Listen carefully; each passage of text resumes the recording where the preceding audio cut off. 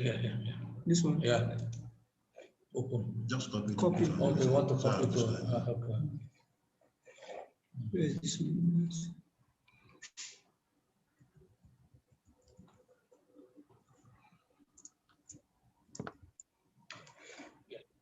This one. Yeah.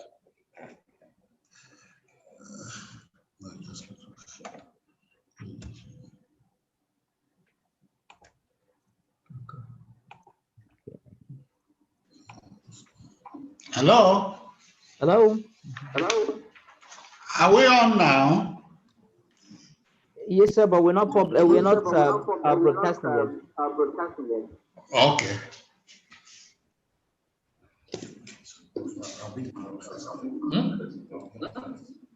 Hello?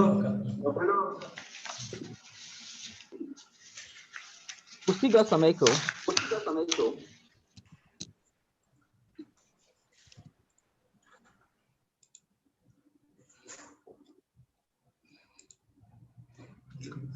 Share screen. No, don't share screen. Don't share screen. Don't share screen. Okay. So, okay. Confirm the You just confirm that you can hear us loud and clear. Very loud and clear now. Okay. Perfect. So as soon as it's full, I'll just kick off. Okay, which means it's about a minute. Let me go public then. I start the webinar so that outsiders can. I'm live now. So wait for some minutes while, okay, people are already joining, one person.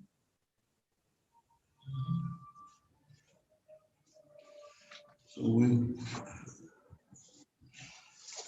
the slides.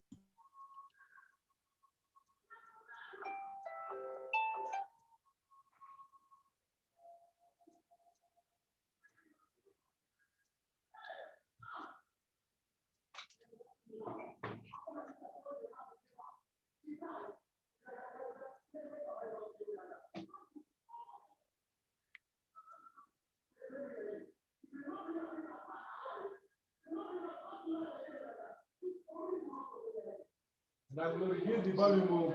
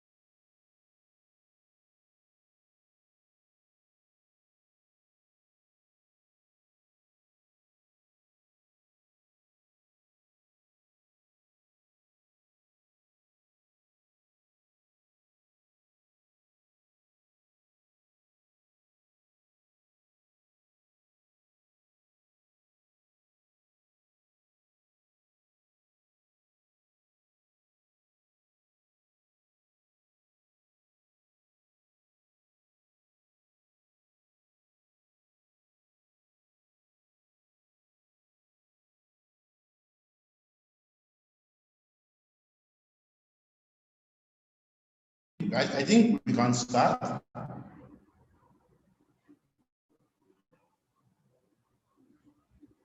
Yudi? Is it not the audio is all on?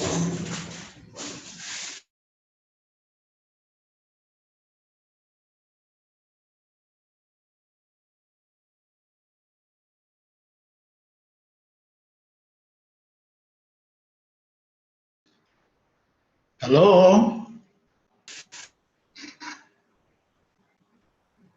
Hello. Hello? I think we can start. Since it was scheduled for anybody who wanted to join should have joined.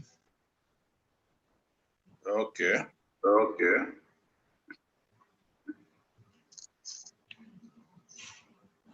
We have 21 people. People are still joining, but let's go ahead and start, yes. That's fine.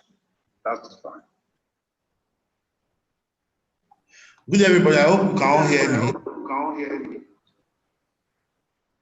Picture. So my name is Dr. I'll be the MC for this event. Can we hear me, please? Some echo Yeah. on your ground. Okay, so this is a live webinar on a new beginning for petroleum education. Can hear I said this is our first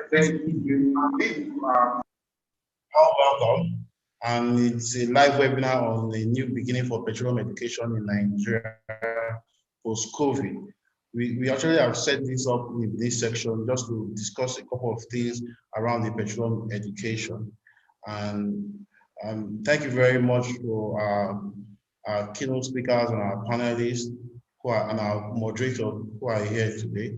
We'll just start off quickly. We'll have our section chairman, Dunayo, give us an opening remark. And after that, I'll come back again. Thank you.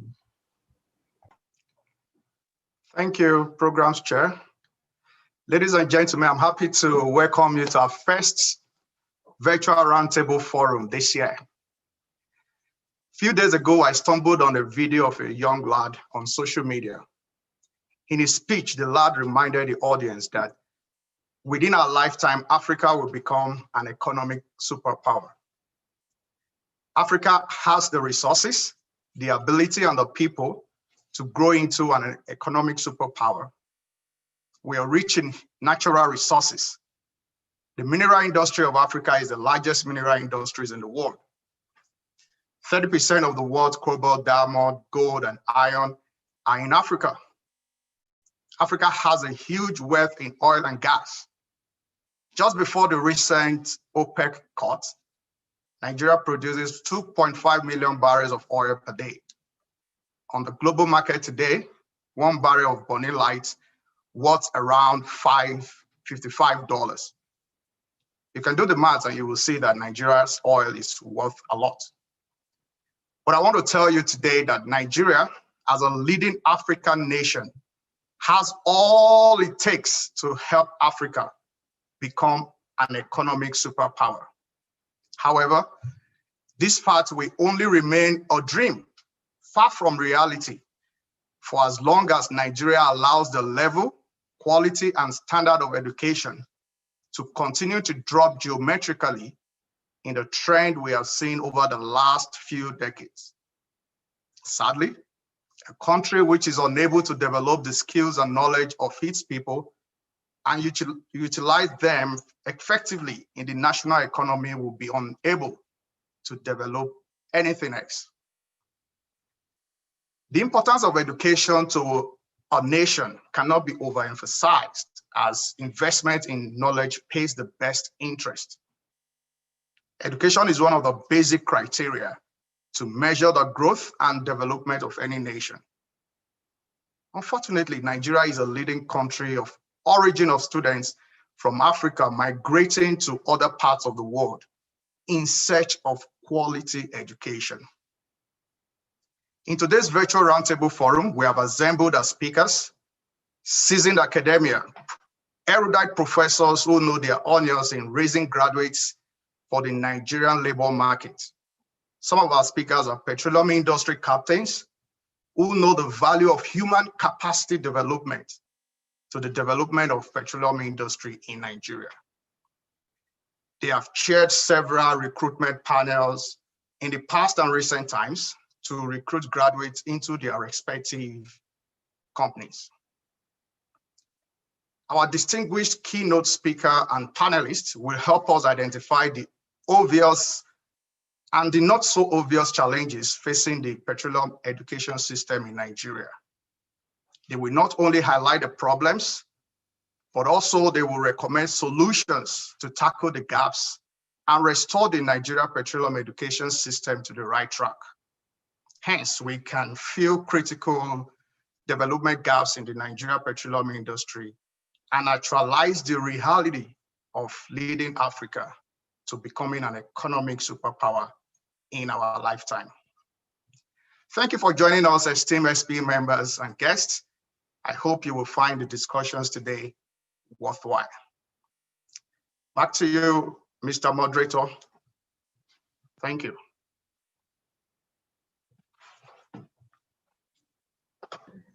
Thank you, Section Chair. We are grateful for the kind words on the words. So I will briefly just introduce our moderator quickly. His name is Professor Joseph Ebeniro. He's the University of Texas at Austin, trained geoscientist with more than 30 years experience in both academic environment and oil and gas industry. Major strengths are physical data processing, interpretation with emphasis on large offset sensing, velocity, amplitude, and risk multiple operation from areas of diverse and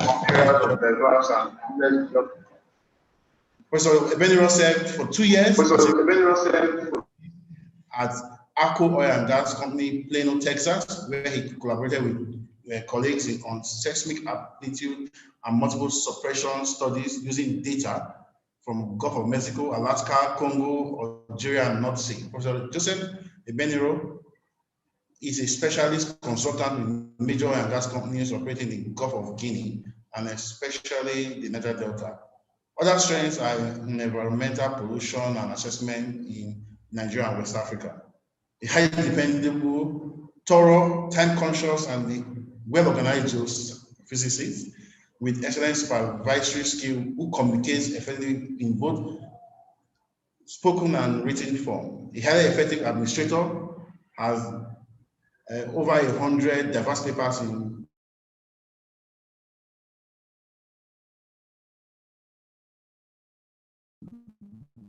professional books and journal articles in physics, geophysics, served as the first advisory at the Geosciences and Petroleum Engineering University of Benin, where he has developed all the academic processes to facilitate the training of industry-ready graduates of geosciences.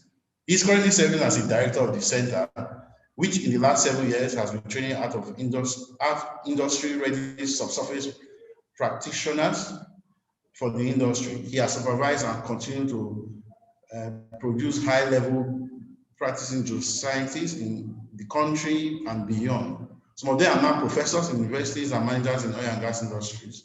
He is a member of 9 professional bodies, some of which include, he's an active member of Sector of Exploration Geophysics, a life member and a fellow of Nigerian Institute of Physics, and a practicing and active member of NAPI and NMGS.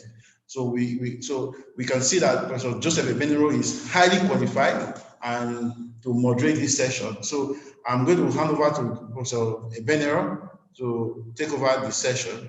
Prof, please.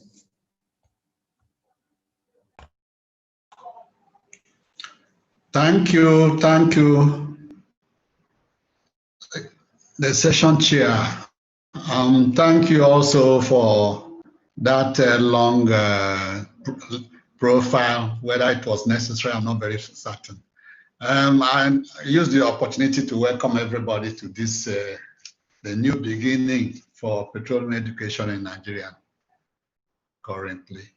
And we are going to listen to the keynote presenter, who is my senior prof, Professor Idigbe, who incidentally is an erudite professor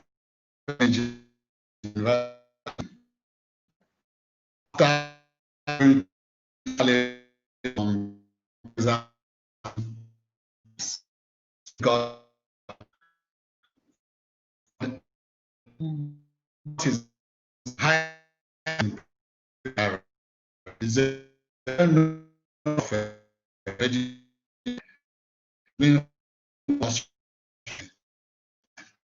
last year.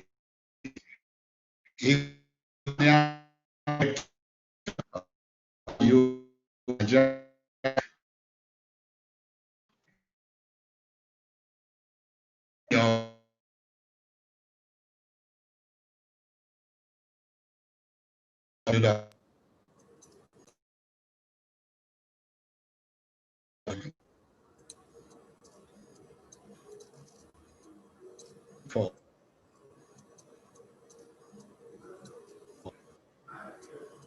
Prof. It seems you are breaking, sir.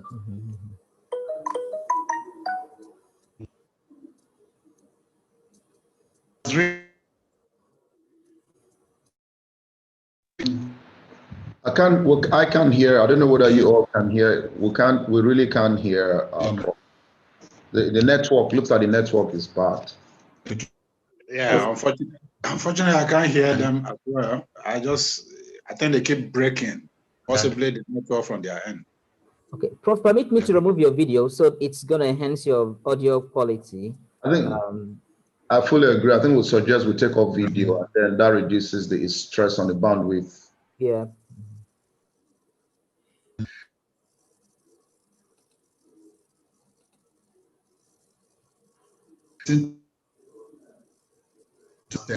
Prof.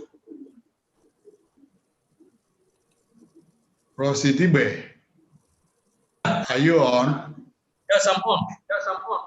Okay, you can take us through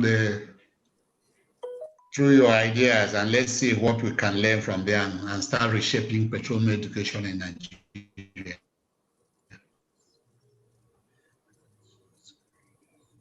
Thank you very much. We are still having a problem here. So Can you allow us share screen?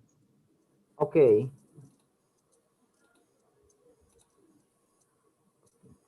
Go ahead, sir.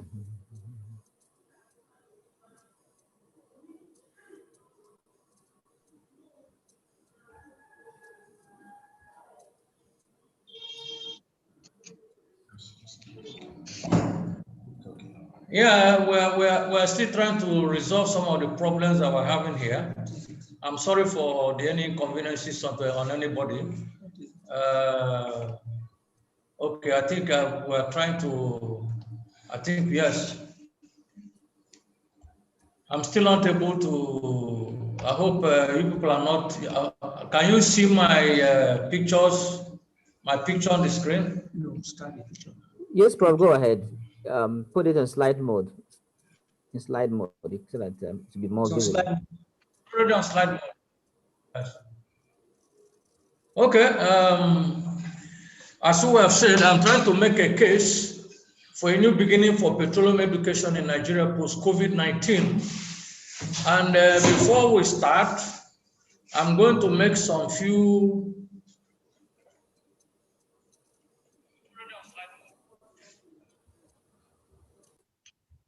You can put the slide on slide mode.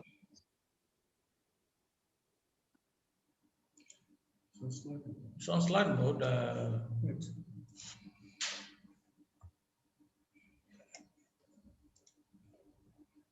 Share.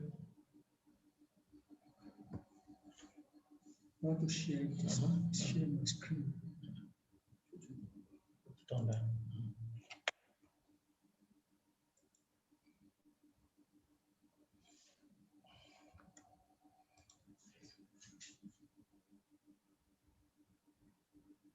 Did I want to do this one? Okay. Can I see what? Okay. I think we are back on very well. There are one or two slides I would like to emphasize before we go to the real number of slides we have. The first slide is basic facts. I want everybody to look at that. I have presented 5 basic facts, which the first one is that at present, everybody knows that the assets of petroleum, especially the liquids, bubble point liquids and dew point liquids are the major sources of revenue for Nigeria.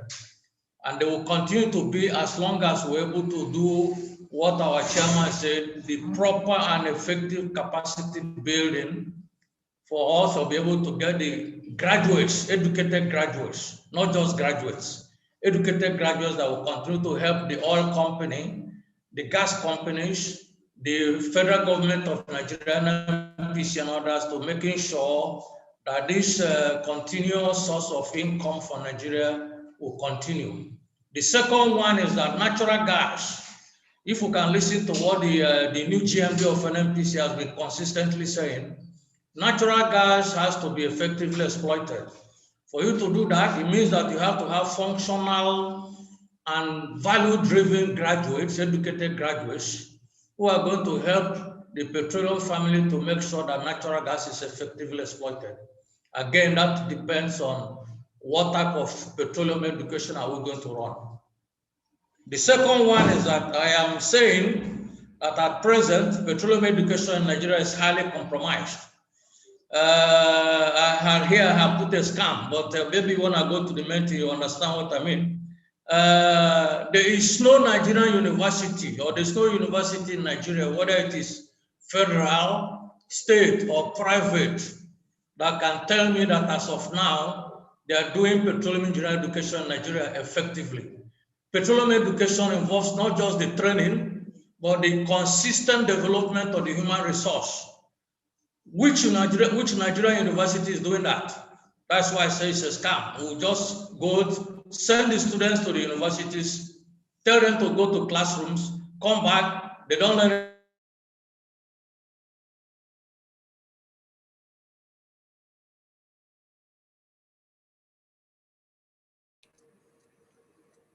anything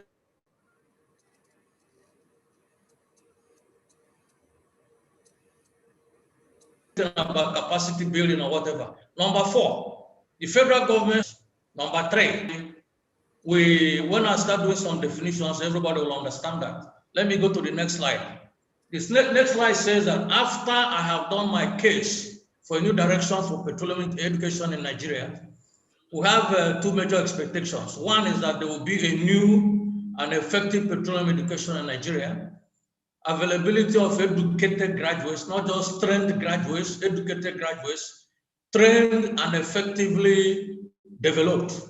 They will be available, they will be functional and value-driven. Functionality means what are the needs of the industry as of now,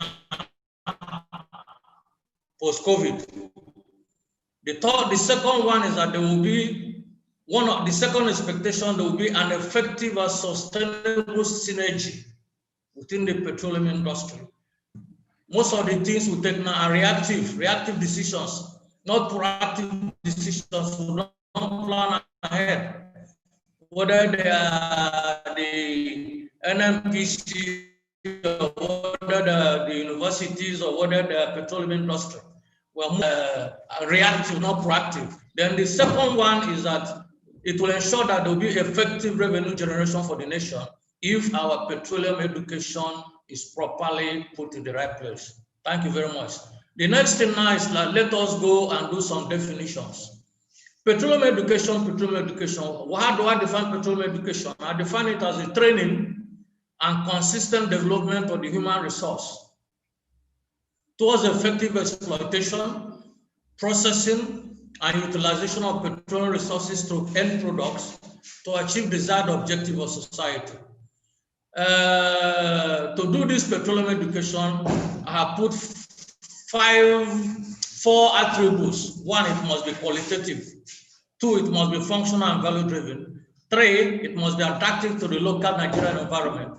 And 4, a new business model. We don't have a business model for the universities now. The model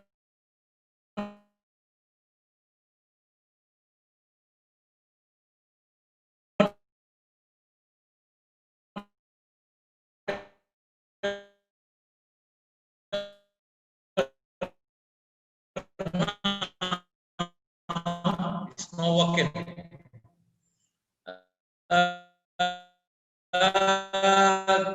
Second definition is petroleum family.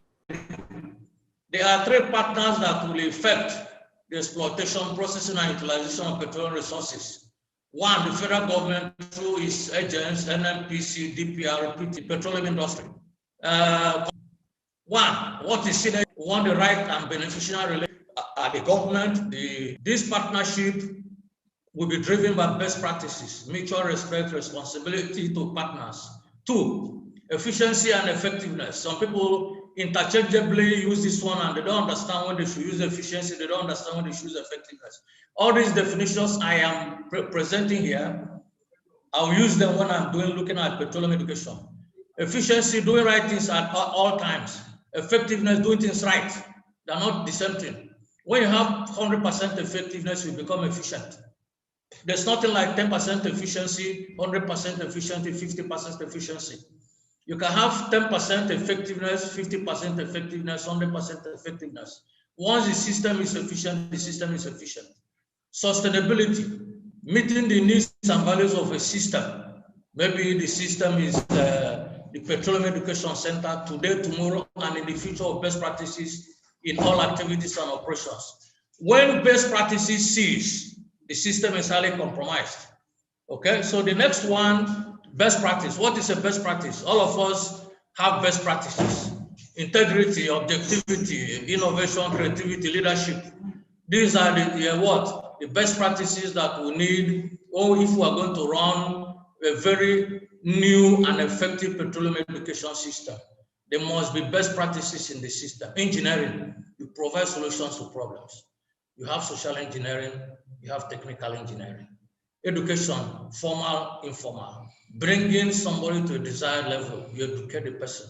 So that's why I said petroleum education is not just training, but you train and you effectively and consistently develop. Character is very, very important. The character of the people that are coming in for training and capacity building, the character of the people who are doing the training and the capacity building, and the character of the people who are overseeing, whether they're the petroleum industry or whether they're the federal government. Development, skills. When we talk about development, we identify talents and skills, we develop them to competence. Corruption, when there is a lack or absence of best practices in the human resource, it leads to the corruption of the system of the human resource. I have tried to define certain basic things that will help us understand petroleum education. We're not going proper into petroleum education. When we talk about petroleum education, we're not talking about petroleum engineering. We're talking about petroleum education, petroleum geosystems, petroleum geosciences, petroleum engineering. We're talking about engineering, petroleum process, chemical engineers, facilities, mechanical engineers, etc. We're looking at technology, we're looking at technical. Then you have allied disciplines. Here, the person who is doing the petroleum education is required to just have a general knowledge. It's not required to have a core knowledge like the guys who are in core disciplines like geosciences, engineering, and technology. And what are the allied disciplines? Physical sciences, mathematics, basic mathematics, chemistry, social sciences, petroleum economics, petroleum sciences, petroleum management, petroleum law. At the end of the day, if a human resource undergoes core disciplines and allied disciplines, expectations is that it's going to be awarded a degree, educated properly in training and consistent development based on learning and character. I defined character before. When we are given degrees before, we say this man has been found worthy on learning and character. But these days, you find that everybody is given a piece of paper, people with character or people with no character. Then centers for petroleum education, there are 3 basic centers: universities, technology, and technical. These centers are based on learning and character, effective training, functionality and value-driven, effective development, capacity building in talents and skills. At the end of the day, when the person, the human resource, has effectively gone through the effective training, effective development, is supposed to be an educated graduate with a rewarding career in the petroleum family, NMPC, DPR, or teaching in a petroleum education center, or working in the petroleum industry, whether it is upstream, midstream, and downstream, or any of the allied industries like banks and etc. Well, as I have said, we're going to do, we're not going into a new beginning. But before going to a new beginning, I want to be able to redefine what is re-engineering. I defined engineering before if we remember, if we go back, as providing solutions to problems. But sometimes we allow problems to persist. We don't provide solutions to these problems. So what do? We do it engineer? No, we re-engineer. We have a new beginning. So what is re-engineering? Re-engineering is some problems were neglected and continue and allowed to continue. We have to identify these problems and seek solutions to these problems. But before we do that, there has to be a consensus agreement on the problems that we are going to advise that were neglected and the ways forward to a functional and value-driven system. Solutions identified. They will have to do objective implementation of solutions. Now, why do we re-engineer a system? You re-engineer a system, like as I said, problems were neglected. So the system was corrupted. If you remember corruption, the total absence of best practices in a system. The system was corrupted and compromised because we neglected problems. And then, why do you re-engineer? You re-engineer because there are new realities like COVID-19. The COVID-19 has brought new realities as to how the petroleum industry will work, or how they're working now, or how the petroleum education centers will train their engineers, or train their geoscientists, or train the people that train it, or how the federal government is supposed to work. So you re-engineer a system because of two major reasons. One, the system was corrupted and compromised. Problems were neglected and allowed to continue. People thought that the problems can easily be taken care of. No. Two, system must adjust to new realities. COVID. Now, pre-COVID-19, what were the key problems? The key problems, or how the system was compromised, or how the system was corrupted, is that over the years, where we should have admitted only 25 students who were properly qualified for admission, we now find that we're admitting 150, 120. Most of these students are supposed to be doing not even engineering or geosciences. Some of them are supposed to be doing just ordinary science courses, or maybe going to the social sciences. But because of one thing or the other, my brother's son or this and that, you now have large student enrollment in classrooms where they're supposed to be not more than 25, 30, 50. People who are supposed to be doing petroleum education are not doing petroleum education.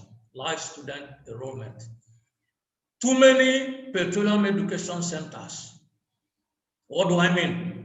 In the University of Benin here, or the Benin, Edo State alone, you have about 4 or 5 universities who are supposed to be offering petroleum education with some so-called polytechnics.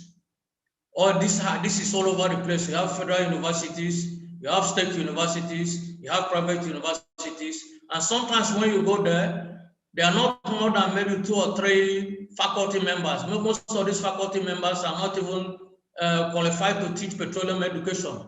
Some of them are just there, and they take them and they have so-called adjunct professors, adjunct members who are coming from wherever they are coming from to teach. Now, the fourth problem is that there's no business model for petroleum education. We don't have a business model for petroleum education. It has failed. Because the system now is that the federal government is the one that is supposed to shoulder all expenses for what? Petroleum education. Petroleum this education, that education. It cannot work. The federal government, we have seen now, the ASU has come back from 9 months or 10 months strike. Many people in ASU have still not been paid for 8 months, 9 months, 10 months, because the money is not there. I think the money is not there to pay them. We are not doing business models. We are thinking that education in the year 2020 or the year 2021 should continue to be socially driven, where you pay so much for primary school, you pay so much for secondary school, you come to the universities, it's supposed to be free. That is not going to work, it's not working. Our systems are there, the facilities are obsolete, the chairs are not there, students cannot sit properly, you can't see what, the students can't see what the lecturer is writing. Then the worst problem is that by the time the students are trained, not developed, they come out uneducated. They are not effectively developed. So why do we have to re-engineer petroleum education? Petroleum education is and has been highly compromised. The problems have been there. We have neglected the problems over the years, thinking that the problems will go away. They're not going to go away. COVID-19 has definitely brought changes in the way the petroleum family must work and do things, new realities, like as I said before. That's the second aspect of why we re-engineer system. Then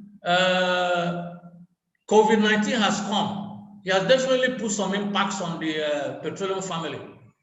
What are those 4 impacts? I've been able to identify 4 major impacts. Most of the petroleum family, especially the petroleum industry, now has a greater emphasis on core business. If it is not their core business, they're not going to put any money. Investments and funds reductions, virtual offices and greater emphasis on ICT development, workers and employees redundancy, early retirements and this and that and that. Definitely all these are going to affect will have an impact on petroleum education. Most companies that were funding education before, they're going to tell you because too much money is not much money is coming, we're going to reduce our investment or fund reduction or funds availability to universities and technology centers. What are the consequences of impacts of this so-called COVID-19 impacts on the petroleum family? Remember, the petroleum family is not just exclusively the petroleum industry. You have the federal government, and they have the universities and the colleges, the centers of technology and centers of technical centers. Consequences of impacts, we have to do things differently. There's need now for not just you producing anybody that has gone through 5 years or whatever number of years and say the person is a graduate. No, the person must now be functional, very functional and value-driven to meet the new expectations of the petroleum industry and the federal government, and even the so-called new education that we're looking at. So they must do things differently, and the need for functional and value-driven employees. Education. Why new petroleum education? There are major obstacles or the gaps that have been left in the petroleum education centers. Everybody understands that most of the curricula there are obsolete, facilities are obsolete. We have underperforming and redundant faculty members. There was a time they said that if you don't have a PhD, you cannot continue to teach in the universities. But right now, we find that there are many people in some of these so-called education centers without PhDs, and even the PhDs are questionable.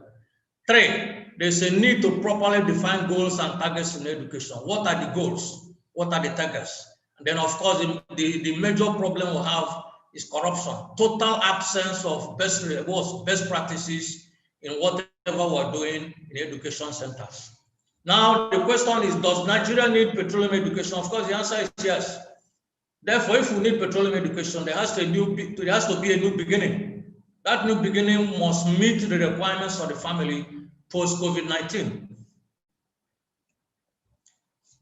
Now, what must happen for us to be able to meet, to have a new beginning for petroleum education? Like as I said, the new petroleum education is not going to be left entirely to the federal government.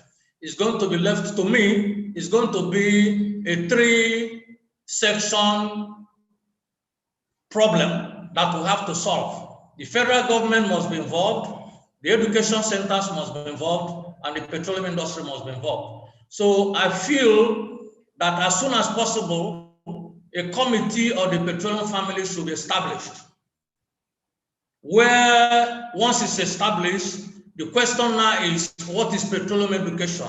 Is it just an ordinary discipline or is it a special discipline? Knowing the fact, as I said, the first basic fact is that the major sources of our resources comes from petroleum resources. So if we are going to continue to get money, it means we are going to continue to produce oil and gas. The production of oil and gas will only come in if we have educated graduates who will continue to work for NNPC or continue to work for the petroleum industry, or continue to teach people who work for NNPC and work for the petroleum industry. So petroleum education has to be recognized as a special discipline and given a special place. by the committee of the Petroleum family. One, after that, they have to redefine goals. What are the goals? What do we want in petroleum education? What is the direction of petroleum education? They will define a new petroleum business. I believe that the education of people in petroleum education should not be left exclusively to the federal government. The federal government will contribute, the students will contribute, and the petroleum industry will contribute. What is the second one? There are too many education centers. So we are going to collapse these education centers to 5 centers of excellence. Already they have a footprint, which I look at a center of petroleum business school. Some 12 years ago, 10 years ago, I muted the what I call petroleum business schools. Why don't we have petroleum business schools like they have in law business, law schools, where they train people who have gone to do 5 years in law. They train them 1 year, harmonize their understanding of law before they go and do youth service and do whatever, go and practice law. I believe we should do the same thing. Our engineers are not properly educated. Some of them can be effectively trained, but not effectively capacity developed.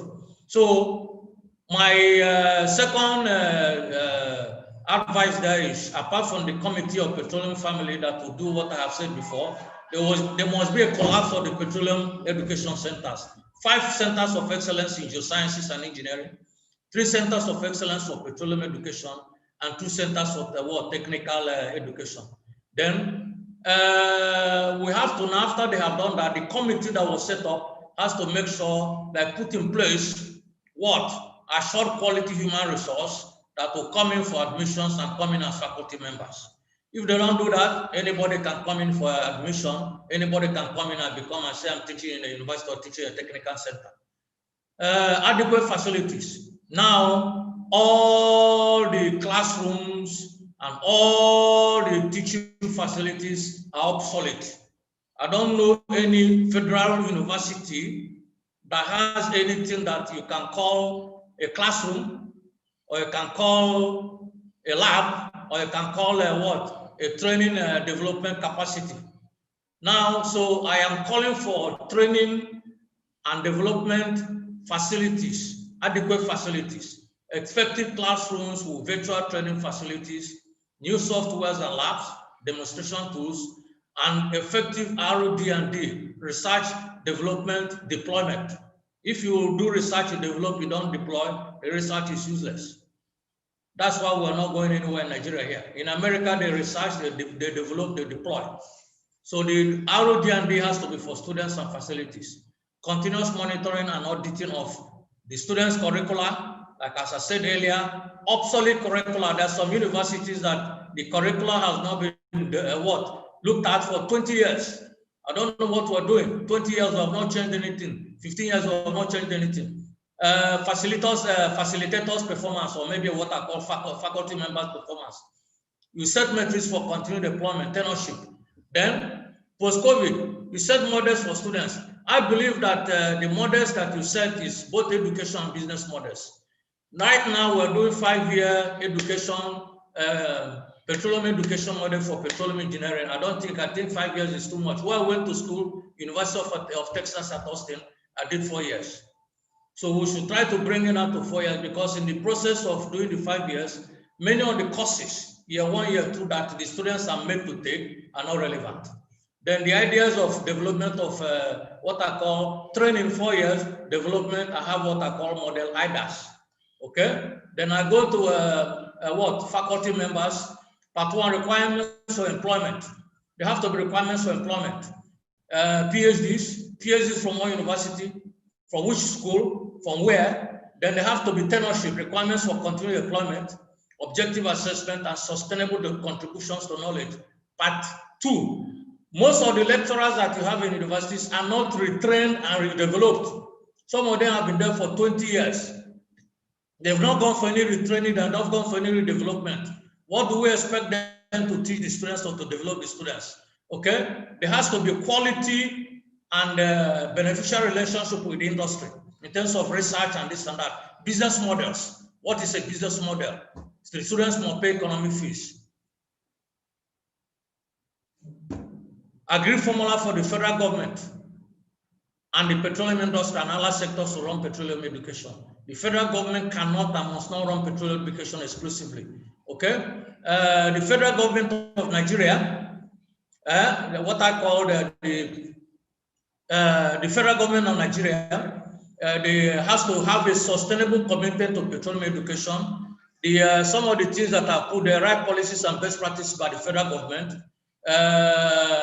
the business model, like as I said before, federal government here has to be re-engineered from their thinking. The petroleum education centers have to be re-engineered from their thinking. 5 centers of excellence, 2 centers of technical education. Then the petroleum family, the petroleum industry in Nigeria has to be re-engineered to proper recognition and respect for petroleum education. Right now, I don't think that they are putting the level of input I expected them to do as a petroleum industry. The products that are developed and trained will end up working for the industry. Functional graduates, value-driven graduates. So the petroleum industry has to come to us and tell us, how do we develop, what type of graduates do they want? They will help us to be able to now, like as I said earlier, a committee that will fashion a new beginning for petroleum education in Nigeria. Right now,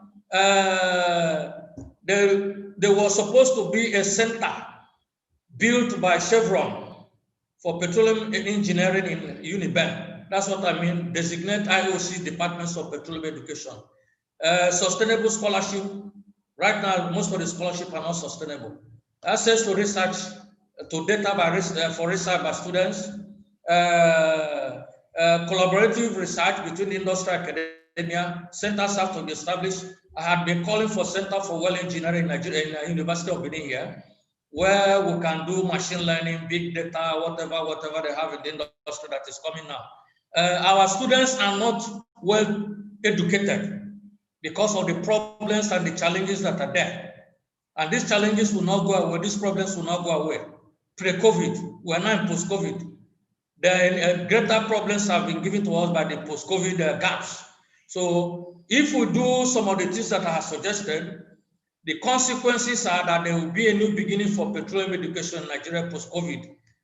What are those new beginnings? New admission requirements, qualified students, so that when you are training people, I remember when I came here as a lecturer, there were not more than 5 persons that were in final year. I could know their names, I could do everything with them. Right now, last year before the COVID thing started, there were about 140 students in the final year. I don't understand how I can grade their lessons or their classroom, whatever. So the thing now is that if we have a new beginning, a new petroleum education, we can now have new admission requirements where only qualified students, whether they're 25, whether they're 20, whether they're 21, or whatever will come in. You cannot teach them properly, can develop properly. Qualified and competent faculty members. We will not have qualified and competent faculty members. We don't have well-endowed education centers that will drive sustainable local content development for the petroleum family, where we are sure that whatever we bring out will be functional and value-driven. Then the petroleum family will have an effective synergy. Okay, those are the consequences. Well, let me go to conclusions. At present, everybody knows that our educational level is highly in bad shape. It's compromised. Nobody is going to tell anybody about that. The people in industry know that the engineers that they're having are not what they want to have. Shell has set up a center for excellence. Before the center for excellence, it was SITP. What were they trying to achieve? They were saying, hey, the people you people are getting out from the universities are not right. Okay? Now, a new petroleum education, everybody knows that a new petroleum education is effective key to effective petroleum family in Nigeria. That will assure that the assets of petroleum, especially natural gas, should receive the right attention for exploitation by the federal government of Nigeria. Thank you very much.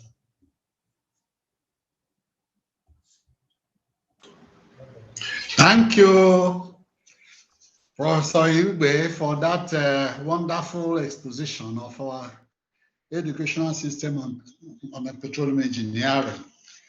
I'm really excited that the stakeholders are with us here today, representing both academia and the industry, both small and big, and even the government.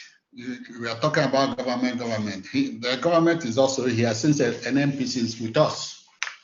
And we are going to give the panelists some 10 minutes to go through what you have said, and then maybe redirect us and then show us what we should be doing, especially about petroleum education. And you have really gone very far. You mentioned that we are going towards natural gas exploitation, and then training and consistent development of people, and best practices. Most major companies try to institute that best practice, but whether it works in Nigerian situation is another thing we have to talk about. So I will give this opportunity now to the first panelist, Professor Bello, who has been a lecturer in the Department of Petroleum Engineering and holds a PhD from RGU University in UK. He has been working in the industry for a very long time now, and is also a registered member of the COREN and the active member of SPE, both Benin and the outside. The former chairman, Benin section 116 of SPE, and then currently the chairman technical paper committee of SPE Nigerian Council. Professor Bello, please, we'll give you some 10 minutes to give us your own ideas in line with what we are discussing this evening. Professor Bello, sir. Yeah, thank you very much, Professor Benero. It's a pleasure joining this powerful team this afternoon to look at the issues around petroleum engineering education in Nigeria. Let me first of all thank Professor Idigbe for a wonderful lecture. He has actually covered quite a lot, I must say, and I'm just going to add my little contribution to this in order for us to put things in perspective. Let me say quickly that I'll rather speak on the opportunities which are available.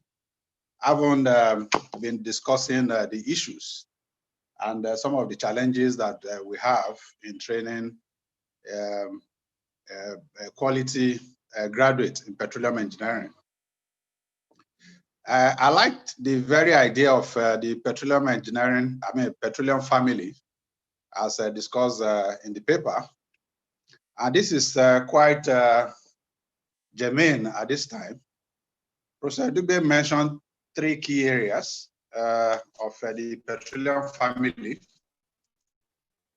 One, the governments, then the training center, the petroleum engineering departments or faculty, then of course the industry. It is in my opinion that these are the key 3 areas which the paper revolve around. And that is to say that if you must have our core objective met, which is the need for us to meet the requirement of the industry, where our graduates will eventually end up, either as in the industry or with governments, working for government agencies, or in the university, training the next generation of petroleum engineers. If you look at the DPR, PTDF, and SCDMB, these are government agencies, which one would expect that there will be a concerted effort in ensuring that the quality of the faculty is top-notch, especially when you are looking at the equipment that we have. If you go to the university recent time, you find out that most of the laboratory are actually obsolete. In Department of Petroleum Engineering, you need very 3 key laboratory: the drilling, reservoir engineering, and production engineering.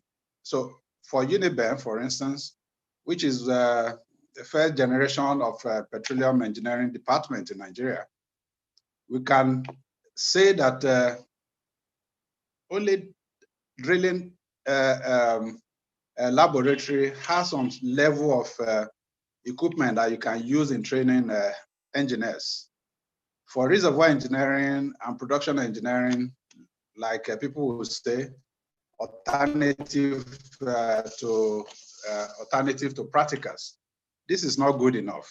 And I believe that some of these government agencies could support the government, because we know the government is struggling at the moment, especially you can see the ASU have been on strike for many months. There are no funds.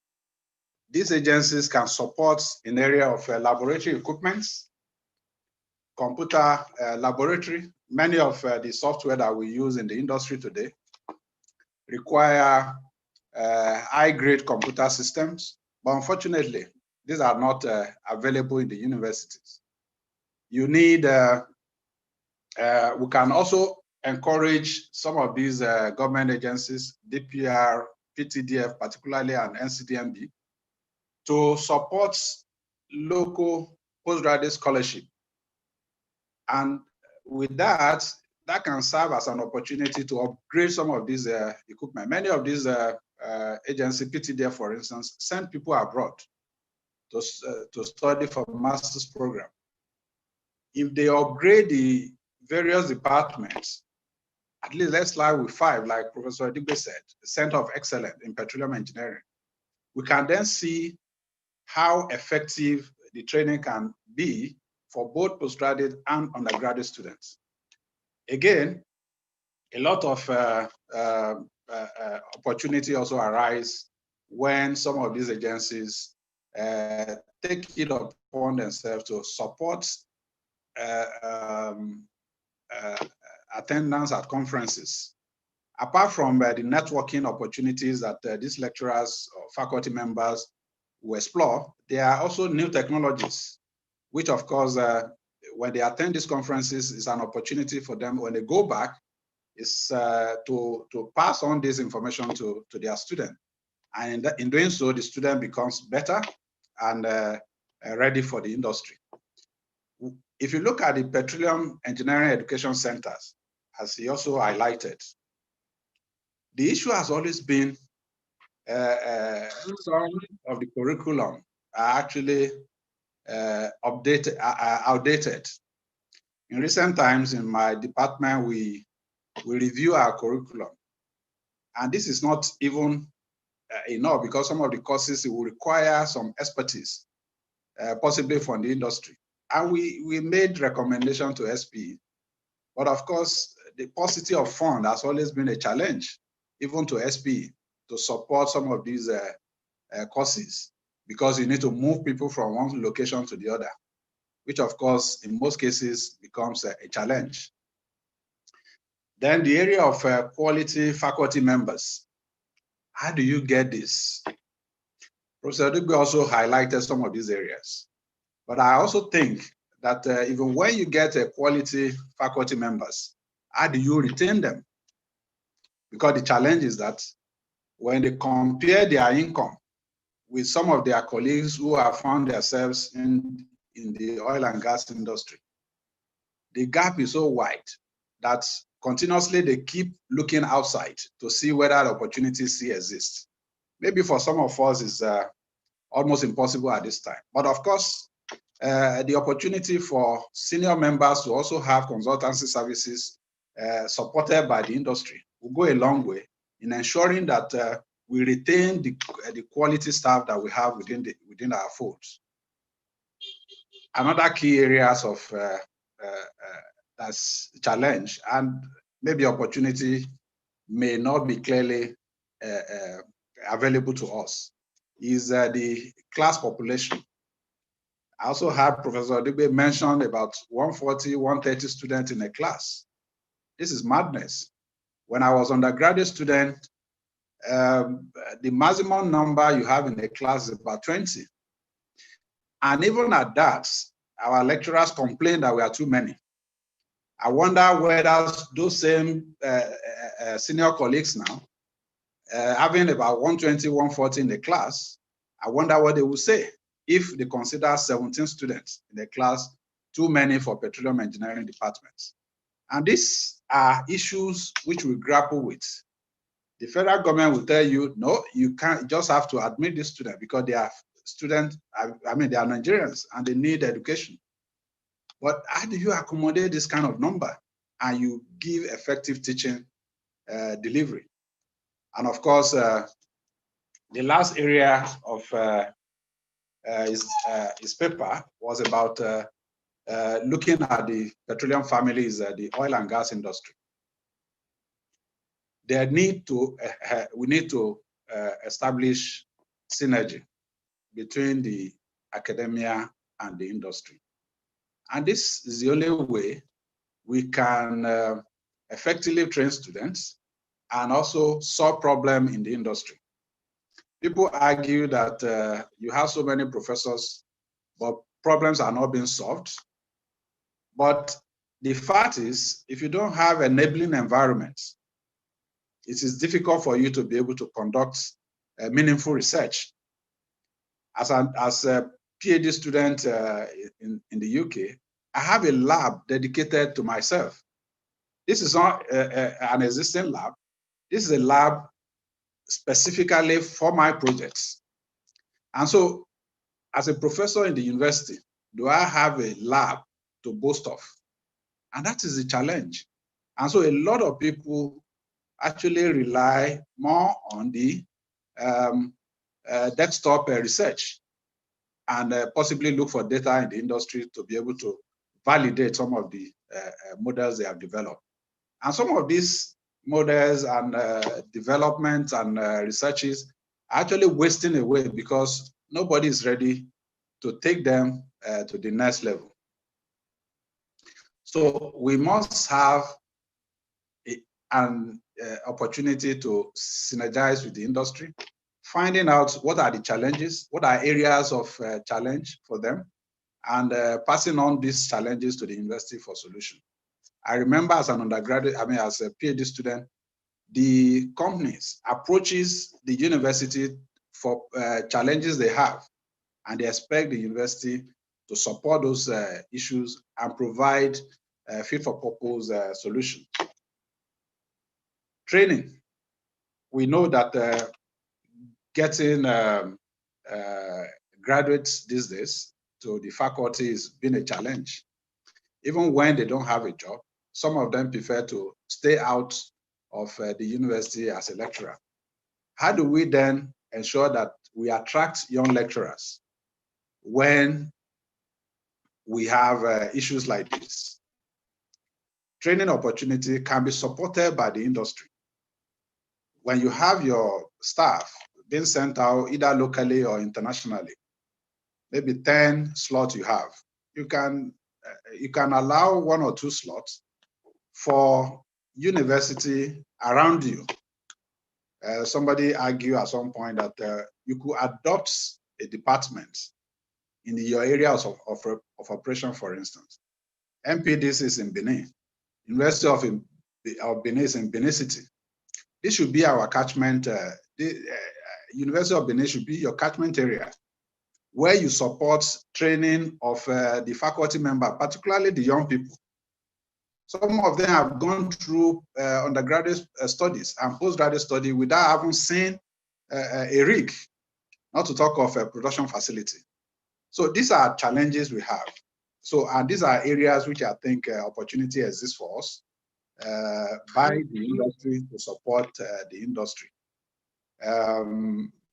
Again, some of the design project conceptualization, you can invite 1 or 2 members to participate, and then they will gain valuable experience, which you pass on back to the university, their students.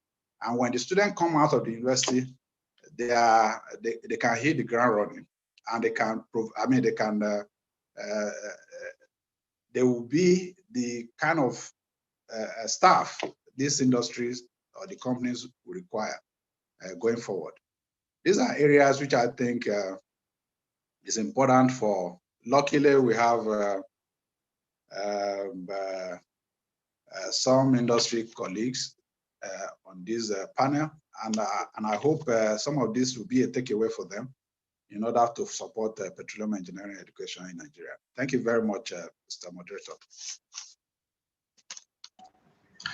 Thank you, Prof, for that contribution, and then you've been able to give us some more highlights on the operations in the university system. We all know what is really going on. You talked about the obsolete equipment. Everybody knows that no university in Nigeria has any functional equipment, even minimal ones, for us to use in training. So sometimes you look at them, you look at the faculty, you call them magicians. When you see students coming out in first class, second class, up and so forth, you know that the faculty has been doing magic, because the basic equipment is not there. Laboratory is almost non-functional. Like you say, we normally do alternatives. And in practical things, you do alternatives. I don't know how somebody can learn, because I believe that in learning, what you hear and what you see is what you keep, not what you read. So we have to look at those things. Softwares are moving every day. Computers, in those days, I remember when, what do you call it now? VAX 780 computers came out. It fills a whole room. Now that the power of VAX is now used even on your phone. Your phone can carry the power of VAX. And we don't have such type of equipment. All the softwares are now being run. So we need those high-end computers and workstations. You talk more of also training the trainers. If the faculty are not trained and we don't have quality faculty, well, you give out only what you have. Otherwise, there's nothing. The environment we are operating in is just abysmal. So please, thank God we have IOCs here, representatives. We have government here. We have a service conference here. You have a takeaway so that you know exactly where you can come in if you want this industry to come in. I will use the opportunity to call on Effiong Okon, who joined CEPLAT some time ago, 2018, as a company's operation director. Okon has been in the industry for a while. I'm not going to start reading out all his profile because he is up there. He operated in Shell. He has operated in overseas in Qatar LNG and so on and so forth. And then well-educated petroleum engineer operator. So please, we need to listen to him and hear him out in his own perspective from what we have gathered so far on this the new beginning of petroleum education in Nigeria post-COVID. Oga Effiong Okon, please listen to you. Thank you, sir. Thank you, sir. Thank you very much. Good afternoon, everyone on this call. I'd like to first say a big thank you to the organizers. This is not very easy to pull things together with COVID-19 and all the disruption around. I want to say a big thank you for putting this. Professor Ike was my lecturer in school, so someone I've known for a very long time, even though we haven't been in touch lately. So, Prof, I'm ever excited when you speak. Because, please, hello? if anybody has questions, hello? You can sit to enable any panelists to assist. Okay. Sorry. Can I go ahead, sir? Okay. So I just want to say a big thank you. My former prof who taught me in school probably made me one of the guys who made me what I am today. So with God, of course, in charge. Thank you very much, Professor Digbe, for that very challenging and thought-provoking presentation of what I call the state of decay and the systemic failures in our educational system. I think for today's talk, I just want to build on what the earlier speakers have shared, and I'll just share a few industry perspective to add and support the arguments.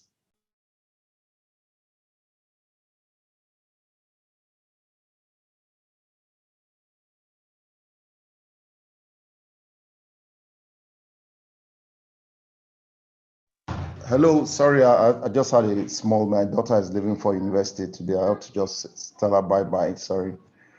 So if I look at what I'm going to talk about is about 5 areas. I'm not going to go through a lot of the degree of decay and all the issues, which we all know very well. We're all product of our universities.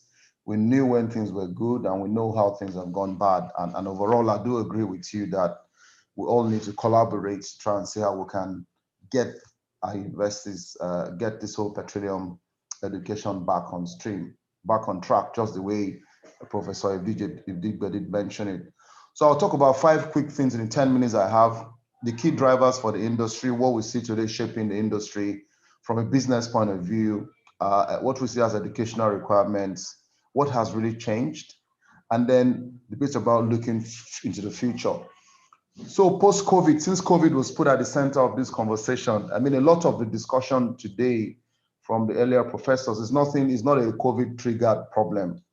So the degree of decay and the decadence and all the issues were not triggered by COVID. And I hope we agree on that. It's just a total, complete system failure of the Nigerian society as a whole and changing our value system. So I don't want to go through all that. I think I agree with the last speaker that I see this as an opportunity. So for us, it's around what the industry, what's driving the industry, how can we then look at this opportunity to now bring in the educational change required, which is pretty much along the lines of what Professor Ibdigbe just shared, and also the last, Professor Bello. So post-COVID, what do we see in the industry? First and foremost, the industry is in a big mess now. You all know oil price collapse. We had to manage liquidity crisis. The struggle now for survival is what we're working on, and how do we conserve value and keep our balance sheet strong. But there's hope in the sense that if you look at the progress with the vaccine, the different forecasts around how the efficacy of the various vaccines being deployed now. So we believe there will be recovery. Whether it's a U-shape, L-shape, or V-shape recovery remains unknown. But generally, the general consensus from a lot of market analysts that is COVID will continue to be here for a while, 2021, 2022, and therefore will shape the industry going forward. And McKinsey also did share different scenarios about recovery. And you see that with the whole cutback in production by the OPEC Plus coalition, and also a recovery in some part of the world, you then see oil price begin to nudge up, even though that's been impacted again by the second wave. And people are even talking about the potential third wave. So that does have a big impact on our petroleum industry in general, global. There's also the Global Action for Climate Change, which looks at policy shifts. People are looking for more cleaner energy, better cleaner world with less increase in the world temperatures below 1.5 degrees. That also does have an impact. And then you have the energy transition.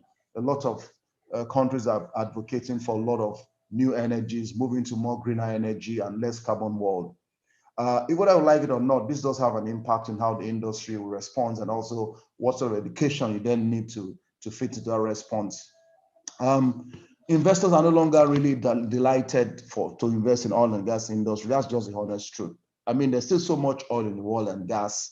A lot of new discoveries are being made. I mean, ExxonMobil just made a huge discovery off the coast of Suriname, and there's a lot of yet to be discovered oil and gas. So I agree that oil and gas will remain really critical to drive the world global economy, and in the Nigerian context, it's going to remain quite critical in terms of shaping the industry. So I always give an example. If you invested, $100 in oil and gas before COVID, you'll have lost about half of that. Every investor who put in money in oil and gas has lost half of their value because of COVID. But we do believe we'll see recovery going forward. If you look at market cap for big companies like Total, Shell, Exxon, even also Seplat, you'll see that we have actually eroded almost 50% of our market capitalization between then and now. Why am I saying all this? I'm saying all this because the petroleum industry or education is quite critical in terms of, as we recover, what's the industry looking for? You're right that we do struggle, even when we interview candidates today, first class graduates. I'm always shocked at at the performance you see even in interview panels. Basic grasp of concepts, first principles is not even well understood. So it's pretty much tied to all what you're saying. But I think, like every sector, petroleum education can leverage on technology. That's one area I didn't hear much in the whole conversation.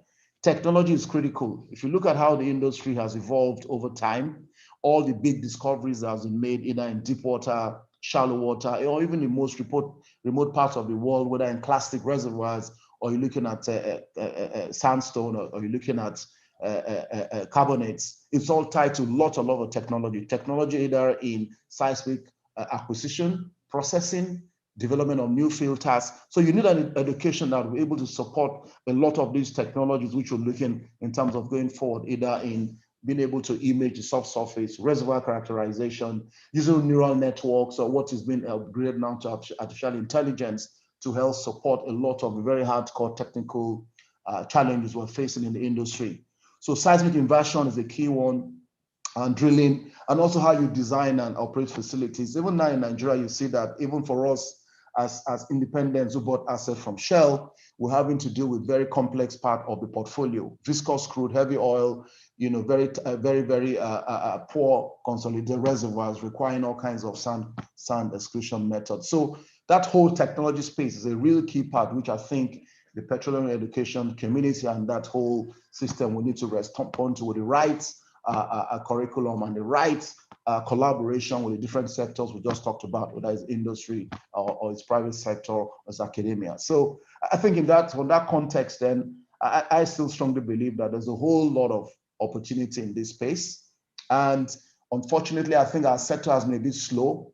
If you look at all the disruption you have in technology around fintech or e-commerce or fast-moving consumer goods, you don't see how companies like Amazon, like Google, how they've been very disruptive. We haven't seen such disruption level in the petroleum engineering or petroleum education, but that's something that's going to come.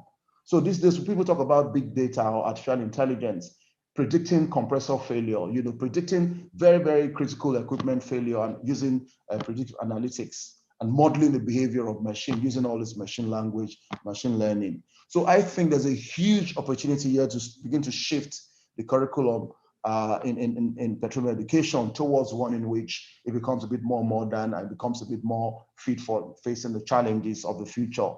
I think the last one I'd like to talk about is, in the past, I think we focused a lot around the traditional skills, about technical skills, whether you're looking at good knowledge in mathematics, chemistry, geology, but now you look at a lot of skills around critical thinking. So how do you bring critical thinking into beer in terms of solving problems? How do petroleum engineering curriculum also begin to put things around leadership, business, ways of working, collaboration, integration? Because no petroleum engineer will work alone. You have to work in a system. And that's a bit I think that needs to do a lot of work on. Also R&D, how do you bring R&D to support the whole educational system?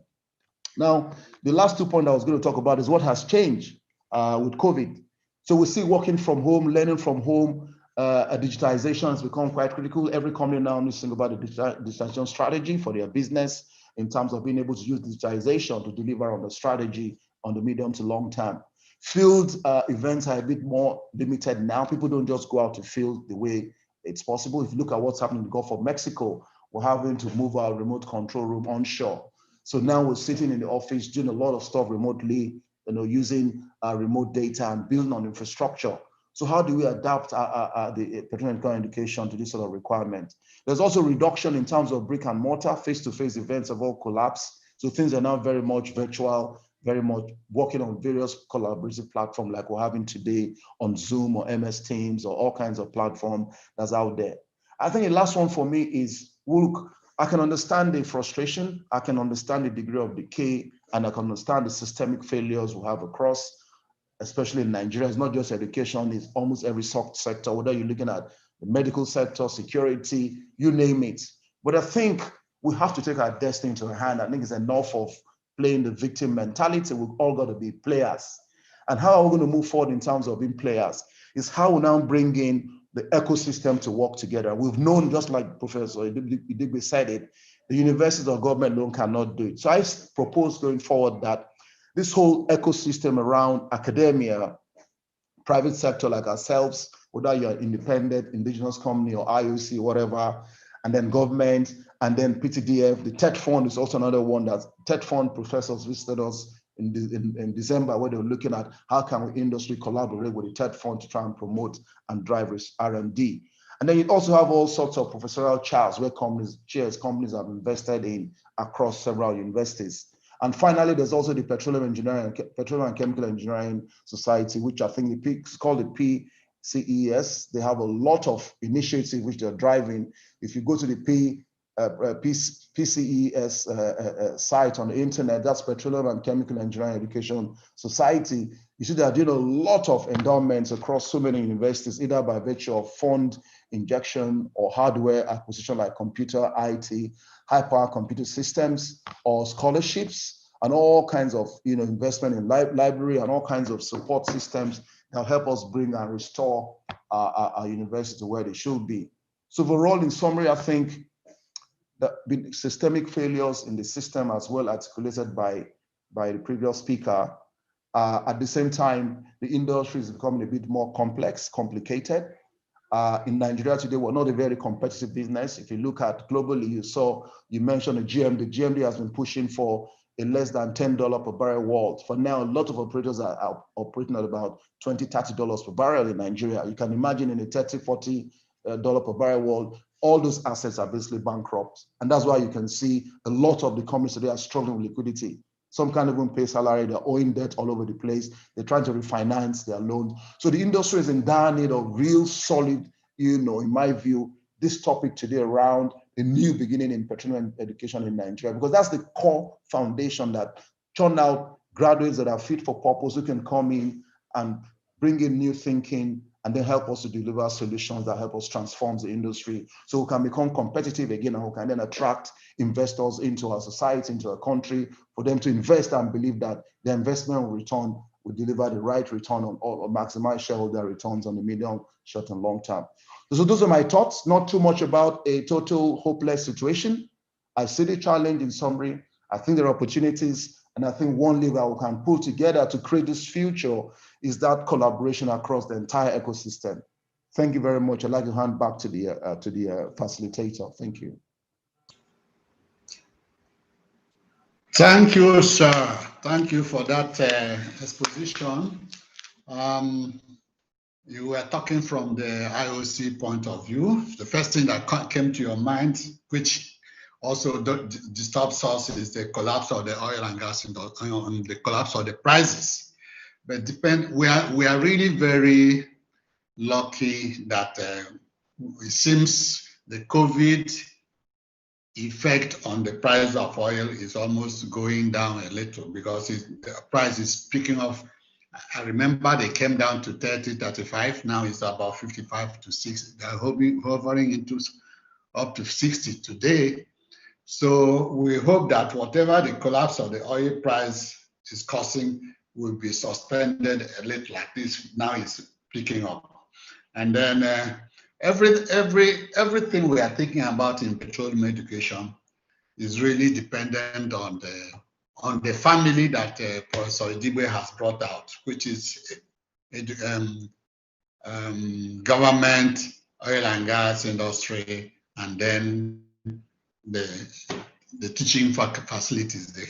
Everything is dependent on oil and gas price, really. Everybody knows that oil price. It depends on the recovery. On our own part in the education system, we need to really rejig our curriculum development. It shouldn't be a fixed thing, it should be mobile. The curriculum should be mobile, which means it must be changing every day with what is going on. That brings us together with for this to change in the industry, and for this to change in the university, the industry must also bring in those changes that are seeing and making sure that the university is following suit. So the two of them must be handshaking to make sure that we capture the new happenings in the industry to now go into the classrooms. And also the industry will also be part of the teaching, especially once in a while you come in and see us, see the students, see the faculty, train the trainers. That's the most important thing, so that we can capture the new technology as they are evolving. With this, I will try to call Mrs. Atuchi Ozamaka, who is a graduate, 1989 graduate of Petroleum Engineering from University of from Futo in Owerri, and then has been in NNPC and especially in NPDC. And now I think she is the General Manager, JV Oil Operation Division in APIMS. She will now bring in the government perspective and then see us and at least capture some of these things, some of these fears we're having in the petroleum education in Nigeria. Madam Atuchi, please, you have 10 minutes to give us your own perspective in this topic. Okay, thank you, Professor Joseph. Thank you so much for the opportunity. Professor Joe, thank you for the opportunity to be part of this panel. I thank our able keynote speaker who dealt with the topic exclusively. And whenever I'm very close to a professor, I always carry my notes. I have written a lot of things because a professor is a professor. So thank you very much, SP Benin, for the opportunity to be part of this discussion. A new beginning for petroleum education in Nigeria. I think it is a very good topic to start the year with. And I want to add to what the professor, the keynote speaker, discussed. Our great industry is one in which no government anywhere in the world can overlook. Reasons being that the oil industry, Nigerian oil industry, contributes 9% of the nation's total GDP. And it is responsible for generating 95% of Nigerians' foreign exchange earnings, directly providing 65,000 jobs and over 250,000 jobs indirectly. That is indirect job. So this is a very great organization or industry. During my sojourn in this industry, for almost getting to 30 years now, I have coached and mentored students from different universities in Nigeria as industrial trainees. And my first encounter with them is to have a one-to-one discussion. And during that discussion, be it geoscientists, be it petroleum engineers, or facility engineers, during that discussion, I do assess the university where they're coming from. And what I have observed is that we still have a lot of work to do in our universities.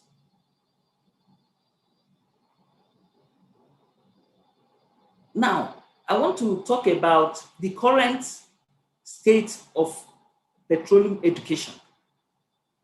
We know we have challenges there. One of them being poor funding. Education is poorly funded. That in the budget, you see education being allocated like 60% of the country's budget. And when you have educated mind, you are preparing for a greater future. And if education is not well funded,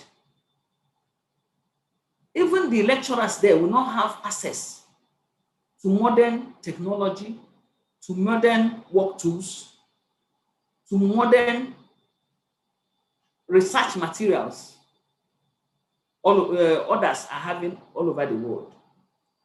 Then we have continuous industrial action. Today, if ASU is not on strike, it will be the non-academic staff of the university that are on strike. So sometimes children will stay 1 year without going to school, just hovering around. These are some of the challenges we're having. Then we have low academia and industry collaboration, because it's when we collaborate, that is when you know what the industry requires. And most of our lecturers, they don't have industry experience. So these are some of the challenges. Then we have outdated, when you don't have enough funds, you cannot change your equipment, you cannot change your tools. So we have obsolete learning things, tools, materials, and now we have a wider gap between the industry and the academia. Excuse me, ma'am, if you wouldn't mind, if your network is okay, kindly turn on your video for the audience to see you. Thank you. I should turn on what? Your video for the audience to see you. Okay. Sorry about that. Then I want to talk about the petroleum education output versus the industry needs, because what the university are bringing out does not align with what the industry needs. Like the technical contents, the industry comes out, their focus is more majorly on technical or on theoretical delivery of technical contents, while the industry needs the practical method of delivering those technical things. Then there is little or no soft skill coming out with the students. The university will bring out students with high IQ, but in the industry requirement is high EQ, because we need team players, people that can work on teams. We need people that have that will learn, that are willing to learn, people that can be coached and can coach. Want people that can mentor people and that can be mentored. You have first-class students, when they come, they isolate themselves because they were not brought up to, with the soft skill that are only there for the academics. Then most of the academic lecturers, as I mentioned earlier, most of them, they didn't have the real industry experience. So we need to collaborate more. What my GTM always say, FCT, friendship, collaboration, and trust. We need to interact more with the industry. That is the government, the industry, and the universities. We need to collaborate more. As the lead speaker mentioned, that this petroleum family should work together. Then most of the projects that these students carry out should be those that will benefit the industry. Now, areas of concern. The major areas of concern in academics, as I mentioned, most of the academicians, most of the professors, most of the lecturers, they have low computer knowledge. Their mode of teaching is still face-to-face. And the period we are in now is a period where we go into digitization, data democratization. Then the learning environment should be improved on. We still have crowded, as mentioned by all the speakers, we still have crowded classrooms. You come to lecture theater, you will see people standing, no seats. Then accommodation challenges.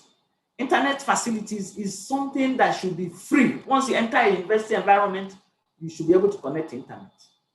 Access to computers, power situation, everyone knows what power situation, but we can still manage it and have enough power at least to do our experiments, have water supply, and have the will to go digital instead of selling hard copy materials. Now, let me narrow down to the role of government.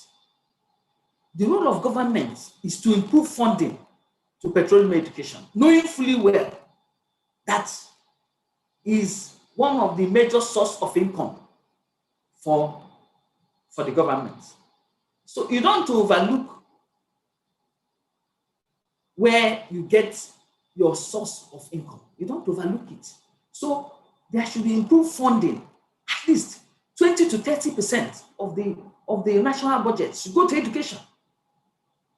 Then better electricity, internet connectivity, industry, collaboration, and training. We are saying post-COVID, even before COVID, we have problems. So I want to provide solution pre-COVID, then post-COVID. In pre-COVID, the government should support and provide funds to institutions of higher learning, especially for those in the petroleum family, those studying petroleum engineering, petroleum geosciences, facility engineers, those that are targeting the industry. They should provide funds because we generate funds. Strict enforcement of local content development. Because if you develop our local companies, by the time we collaborate and we call for a source of fund, we have more companies, even Nigerian companies, that will support the academia because they need funds to train the kind of graduates we need in the field. Strong and consistent regulations to ensure high standard. It's not the issue of bringing laws, but enforcement of those laws. Government should create laws and enforce the laws. Create incentives to facilitate synergy between the industry and the academia. We can say, okay, yes, government is trying because we have 20% education tax that is given to the academia. And if it is really given to the academia, they should use it and utilize it. And that's why I mentioned the trust and collaboration. Then a first review of the curriculum. Because when I mentioned earlier, when I discuss with these children, you see somebody that is coming into the industry to do 6 months IT, and in their year 4, for petroleum engineers, they've not done reservoir engineering 101 and they're in year 4. So when are you going to teach them the reservoir engineering? When are you going to teach them drilling technology? When are you going to teach them all the other aspects of the training? You see a geologist doing 6 months. A geologist, I know you're not a geophysicist, but you should have seismic knowledge. You see a geophysics, you should have production geology knowledge. You see them lacking. So we need to work on our curriculum. Then we have what is expected from the industry. Continuous support to the academia. You need to make funds available. Take it as one of your corporate social responsibility to make funds available, apart from the taxes, apart from the ones you pay to the government that they send to the school. You can create relationship between certain universities. In the US, there are certain universities that some multinational companies, international oil companies, sponsor their research and they go there to employ. It can be done in Nigeria. Yeah, it's not impossible. It can be done in Nigeria. Synergy with the education centers. You know, we have numerous education centers. There are so many that sometimes I tend to wonder what the people we're going to hand over this industry will do with the industry. Because as I mentioned earlier, when you try to discuss with these children, you see they don't even have a PhD holder. They don't even have a petroleum engineer. They don't have, you will see a lecturer traveling from east to west to north. One lecturer is lecturing all around, going around, which is not the best. I support what the keynote speaker said. We should collapse all those education centers and reduce them to manageable number. And with the activities of all these our professional bodies, SPE, NAPE, and others, they can now focus on those small number of universities and be able to come out with good curriculum and good program for those students and for their lecturers. Then our lecturers need to update. Anyway, there's no fund, but they need to update. They need to be sponsored by the industry to go to conferences, to go to further education, so that when they come back, they will transfer it to our children, the children we are bringing up that we want to hand over to. If we don't do it, we will be in trouble. Because most of us, in less than 10 years, most of the people listening to me that are in the industry will be out. So who will we hand over this industry to?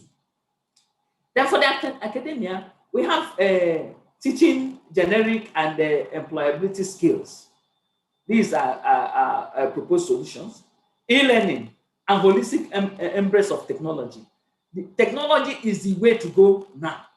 You cannot do any other thing without technology, because we are in the COVID era.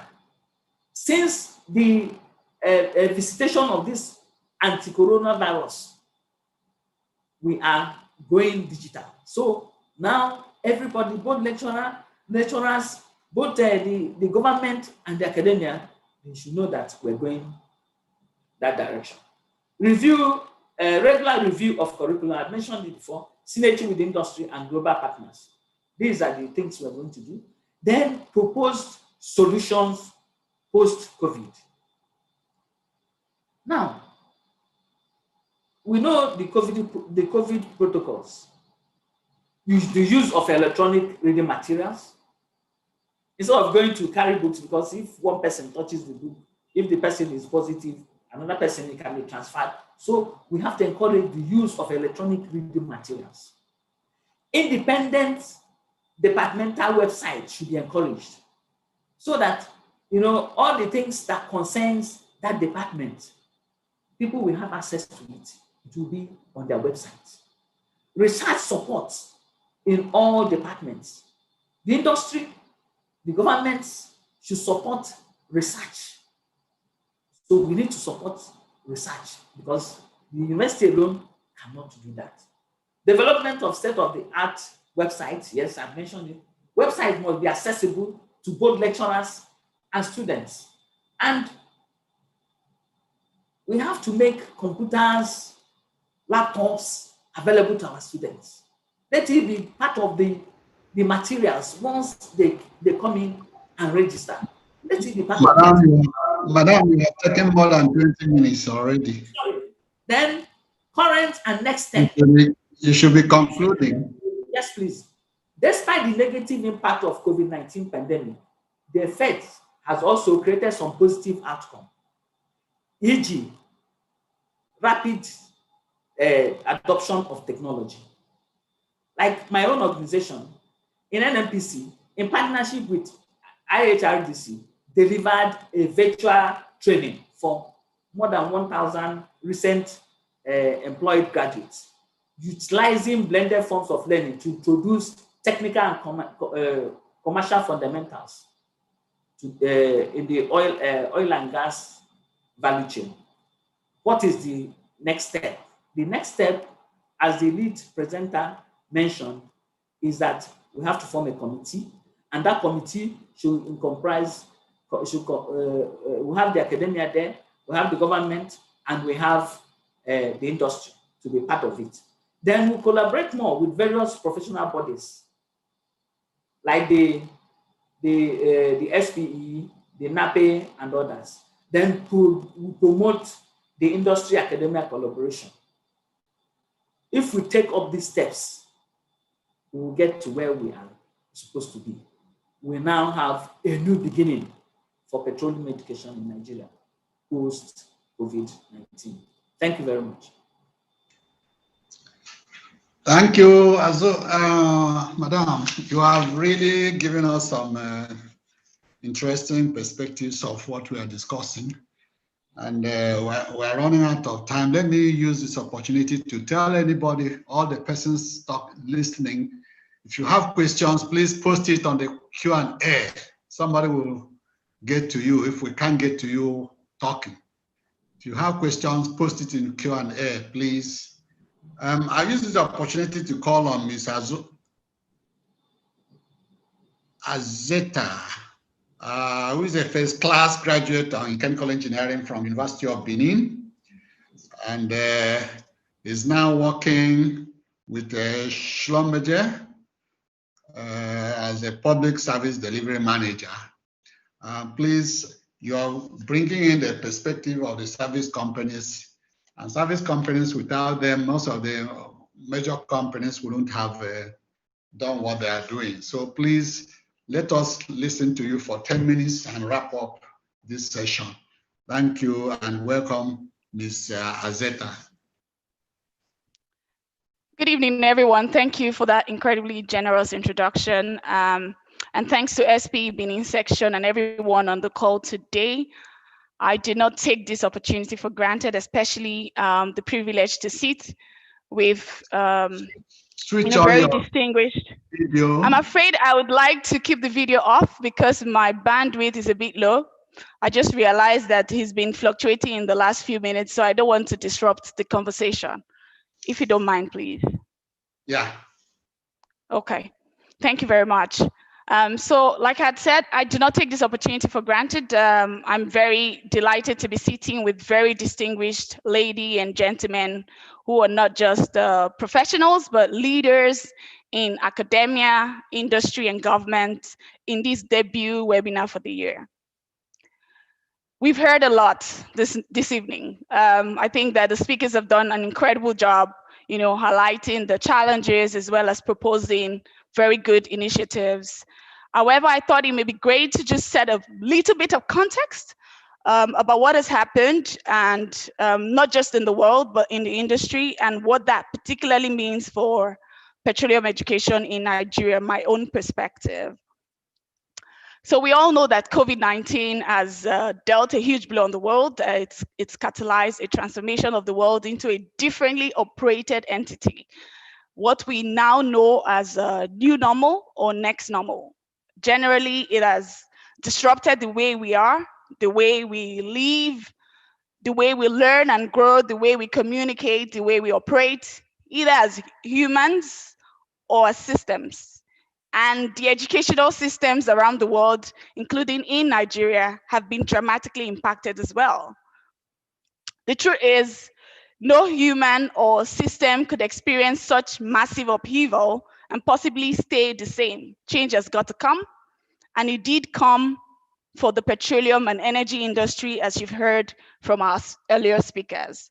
Contextually, it has accelerated the industry's transition to an automated, digitized, and integrated future, which in turn is having a tremendous impact on the skills profiles needed for service companies and oil producers alike to remain competitive.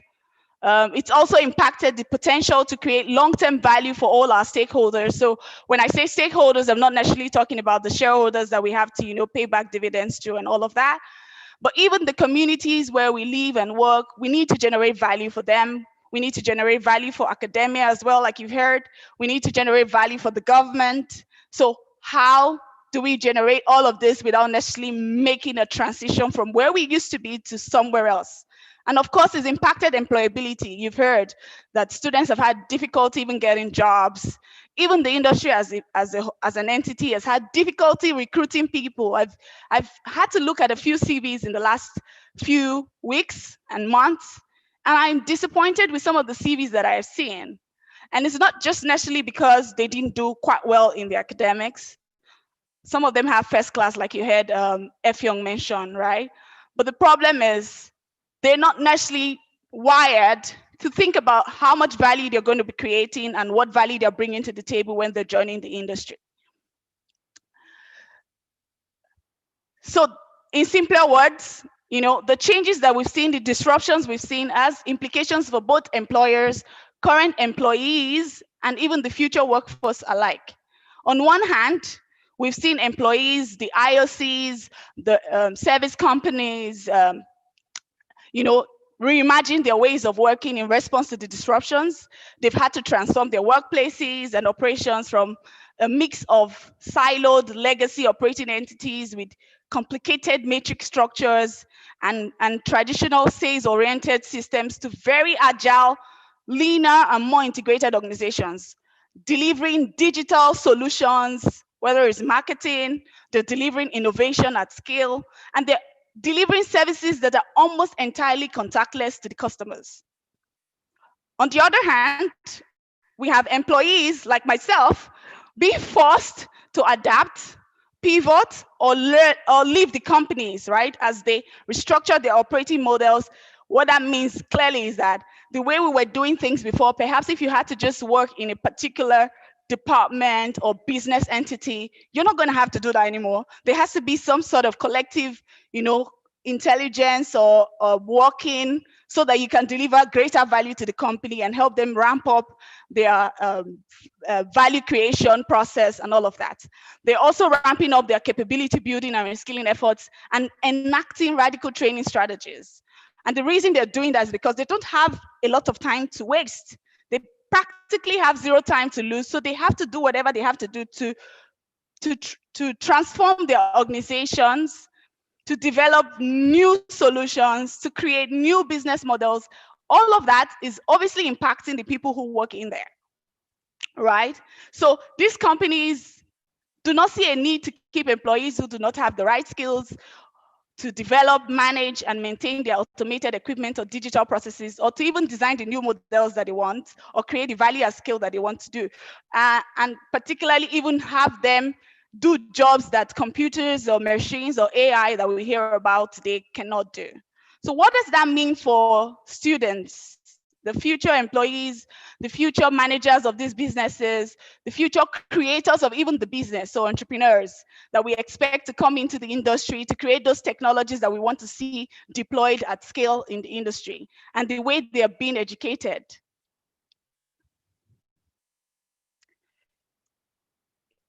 It means that there has to be a reinvention. Now we had that earlier on from the lead speaker, where he said that there has to be a re-engineering. The point is, it's not optional.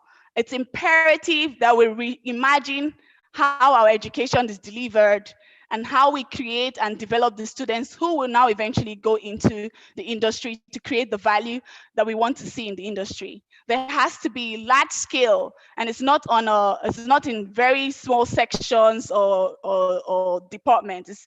It's generally across petroleum education or even the entire education system. There has to be a serious, radical transformation of the system, and ensuring that you prioritize creativity, innovation, purpose.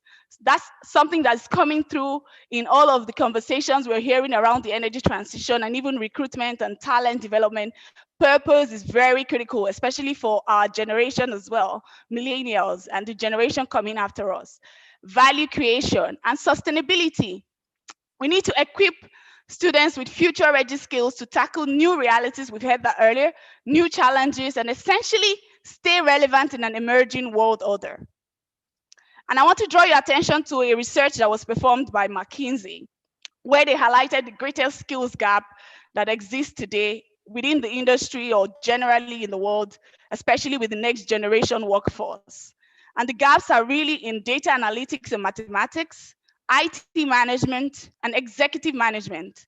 Today, we see a huge demand for technological skills. You heard Effiong mention that, you heard other speakers mention it, that we need people who have advanced analytic skills to be able to predict what could potentially go wrong and be able to fix them with the data that they've collected over time.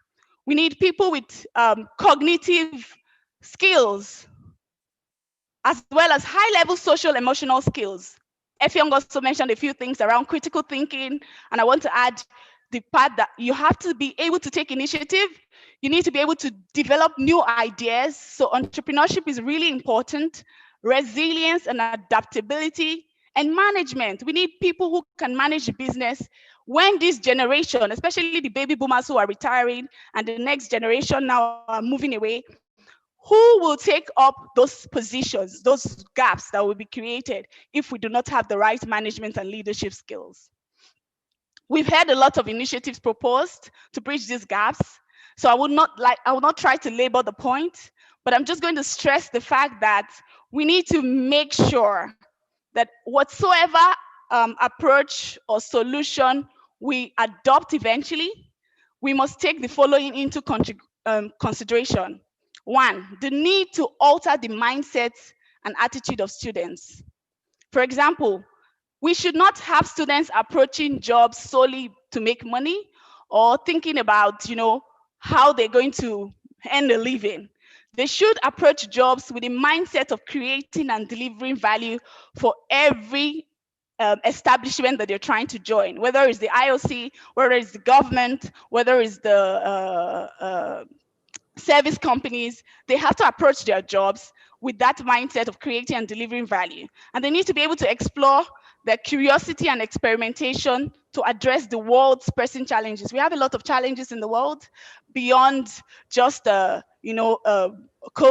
We have energy transition. We need to have people getting access to quality energy, not just basic access, not just light bulbs coming on, but energy that can influence their livelihoods and create better economies. We need to make sure that there is a blend of techniques or modalities for capability building. We've talked about that earlier. We need to leverage a combination of a classroom and online learning. We see what COVID has done to us. For those schools who were not prepared to deliver online learning experiences to students, they've had to suffer. Students have had to lose out on a lot of things. We cannot afford that in the future going forward. We need to make sure that we establish such blend in our universities. And again, like they had mentioned previously, that calls for deeper and strengthened collaboration between industry and academia. And they've also proposed some solutions. But one thing I want to highlight is the fact that it has to be something that we take very seriously, irrespective of where we are. So today in Schlumberger, as a service company, I'm steering a committee that is looking to drive that sort of engagement in the country. And I'm going to be collaborating with relevant universities in the areas where we operate. For example, creating opportunities for experiential learning for the students. So bringing some students into the organization to sort of learn how the organization works and just get them, prepared for what they're going to be seeing when they eventually come in. And then create opportunities for the industry experts, like some of the great guys who are working on software development within the organization, who are, having very extensive experience out there in the field, going into the classroom and giving the students very, very pragmatic knowledge about how the industry operates. And like Professor Ebeniro mentioned, there really has to be those handshakes. Then thirdly is the need to ensure that there is meaningful personal professional growth opportunities available to the students all through the study period. So we can't rely entirely on that fourth-year industrial training opportunity for students. We need to create opportunity for them to get experience and exposures to the industry as they go along. Petroleum education shouldn't only cover the scientific and technical aspects of fossil fuels production, processing or conversion, transportation or consumption. It has to also cover the broader social impacts. How is it impacting our environment? How does that translate into the carbon emissions that we're generating and the spillage we're causing in some of those local communities in the Niger Delta? It needs to also cover the legal and regulatory frameworks required to drive change.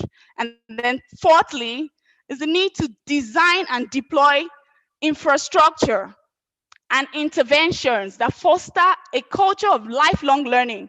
What I've seen lately is that students are very comfortable with just going to class and taking their lectures. There's nothing particularly exciting that they do after their classrooms, right?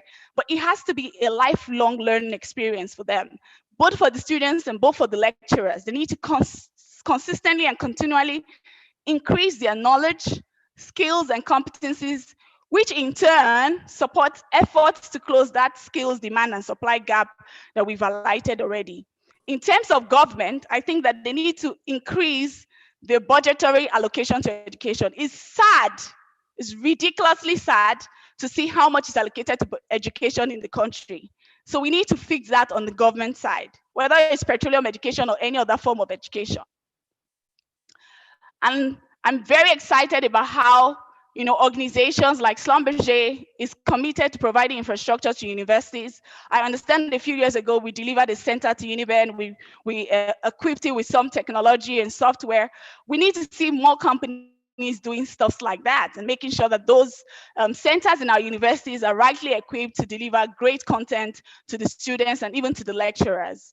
Schlumberger has also recently made its resource library public, so that students around the world can develop the skills they need to be active participants and change agents in the world. So students who are here, please go to Google, find slb.com. You will be able to access the resource library and you should be able to access great materials for your learning.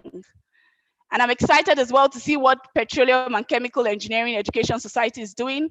Companies like my own company, Schlumberger, and as many other organizations, as we step up to plug all of this access, quality, and relevance gaps in the educational system, I hope that we can create the next generation of doers, thinkers, and innovators that would transform our industry in Nigeria, transform even governments in Nigeria, transform academia in Nigeria for the better. I hope that my contributions have been very insightful, and I'm open to answering a lot of questions after now. Thank you. Thank you, Mervyn, for that expository information you have left with us and the students. Like I said, there are the only thing I could say really, because Mervyn has been able to expose us to some of these things. Some of the service companies are up and doing, and then some of the oil and gas industry are also up and doing. It's left for us to have this handshake we are talking about, make it formalize. If we formalize it, not necessarily. I know some companies you can vouch for them. You can vouch for, like Center of Excellence Uniben is being sponsored by Shell and the JV, while IPS in Port Harcourt is sponsored by Total and its own JV. Some other companies should come together. Where I trained in the US, we have what we call industrial associates. Industrial associates means a program where the industry will come together and sponsor together, so that all those researches are now presented to them. They bring in their problems to the industrial associate group. They will look, the universities will look at them and then try to solve them, and then go back to them and tell them this is what we found out. But in Nigeria, it's either you people are competing with yourselves, and then NMPC, I'm not sure that you are helping issues. I have to be very critical. You should be able to bring in these companies together so that they'll be able to look at the problems together and try to institute solutions together instead of trying to compete who does better, who doesn't do better. That's not the way to go. In the US, companies come together to have general solutions to problems and then make use of them together. It doesn't really make you lose confidentiality. No, it doesn't really make. All you need to do is whatever you have you want to make confidential, you make it confidential with it. But for the general pool, you should be able to open up to people to solve solutions, to solve their problems together. I will use the opportunity to go through a few of the questions. If anybody can help us answer, you will now answer it for us, please, the panelists. I'll pick some questions. If I don't pick yours, don't be annoyed. Anonymous attendee, what is your new view on staff exchange between industry and academia to bridge the gap? I will bring in Effiong Okon, from the perspective of Seplat, please, what do you think about academia and industry exchange? I think it's a great opportunity, and I think it's been happening before. I don't think it's new. I remember those days when I was still very young engineer. We have a lot. Can we sustain it? That's the problem. I know it was happening before. I'm sorry, can we sustain it? Because that's a very necessary thing. Because, like Madam said, the university lecturers or professors don't even have industrial experience. We don't have to go through everybody doesn't have to be an industry person first. The only thing we need to do is to now expose them while they are in the universities by bringing them in, even if it is for 3 months, 2 months, 6 months, to stay in the industry and see what is going on, and then before going back to their faculties. Can we sustain it? Yeah, so in Seplat, we take internship all those sabbatical extremely seriously. And I think we just need to do more. I think the problem the industry has faced over the 5 years, in my view, is because of the deteriorating economic conditions, and companies have had to focus a lot on profit and loss. They've basically cut back in terms of investment in that sector. It's not just only audio exchange, also training, development. I think we need to get that investment back, and I fully support that. If we think about the future, like all the speakers have alluded to, it would be really shame, and we all will have failed if we do not invest in creating that future. So I think it's something we want to do, and I think it's sustainable in my view. Thank you. The next question, beyond the e-library, I'm putting it on Azeta, beyond the e-library, can companies also carry out trainings to fresh graduates so as to equip them for O&G sector? Okay, so I'm going to try to put on my video just now, just to see if it works and doesn't cut me off. Yes, indeed, I guess companies can do that. And a lot of companies today have budget allocations to social responsibility projects. And at the end of the day, it's really about focusing on which one drives the most impact. And so if engaging graduates at the point of graduating and just giving them trainings prior to joining the industry, it's going to be really impactful. I'm sure they will take it on, and they will definitely do it. In this committee that I'm working on, I could probably review that and see if that's a possibility for us as Schlumberger Nigeria, and see if we can educate some people or some graduates once they're out of university. But what I'm trying to focus on really is to have people who are still trying to get through the university education and helping them explore what is out there in the industry, build a better set of values that they're coming out of the educational sector with, or educational system with, so that they're approaching the industry with the mindset to create and deliver value. I think that's really more important, rather than somebody who has gone through the system and just shows up outside and is unclear about what he wants to do and how much he's going to deliver when he's given a job. Thank you. Somebody was asking whether you can drop the SLB library details for them. Okay, just give me a second. I'll quickly find it and I'll drop it. Oh, great.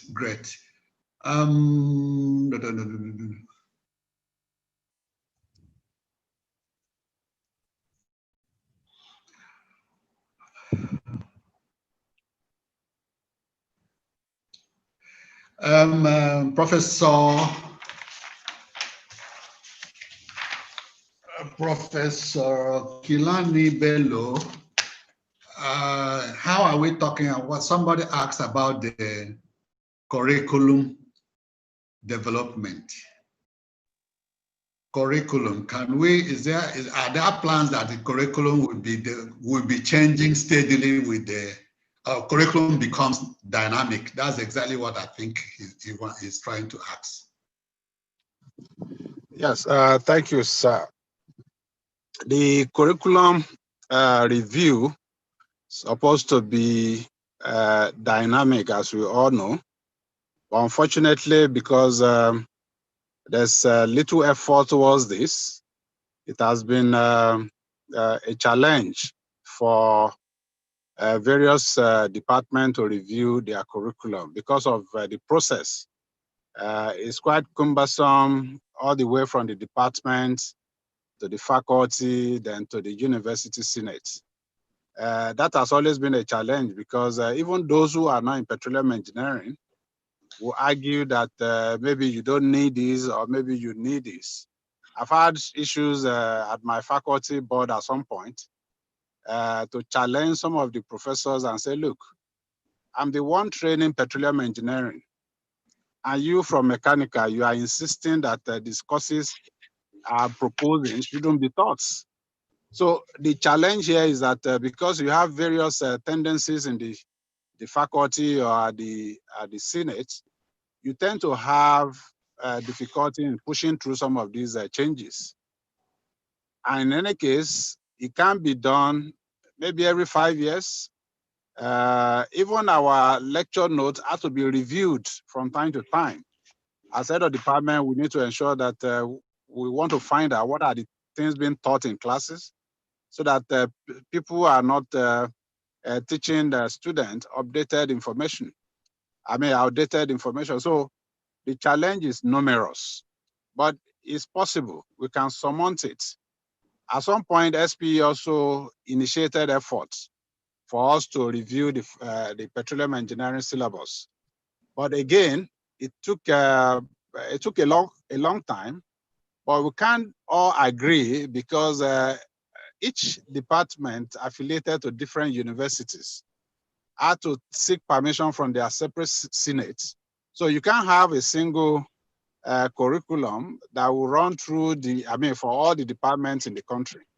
So that again is a challenge. But in any case, we are trying to look at how we can synchronize some of these curriculum to ensure that at least it meets minimum requirements by the industry. A lot of people talk about technology. We've been out of school now for 9 months or thereabouts, yet the students are not able to attend classes because of COVID and because of strike. So in recent time, some of the private universities are doing this, but the public schools are finding it difficult to really engage in online teaching and online learning. And these are some of the issues around curriculum and lecture note generations, and all. Some of the lecturers are still obsolete in terms of the method of teaching. Some of them still carry along their old notes, which of course have to be reviewed from time to time. And these are the issues we have around teaching and learning. I hope these meet the questions asked. Yeah, you really have talked on those questions. I would also want to come in a little. If you look at the so-called BMAS, that's the NUC curriculum, right? If you look at it, I take it as the basic because it doesn't tell you the highest point you can reach. So if you say you are teaching something and you have covered the BMAS, which is now approved by the Senate, does the Senate tell you not to include what is current going on that topic? Do you have to go back to Senate to get it approved before you look at data science, data analytics, and artificial intelligence?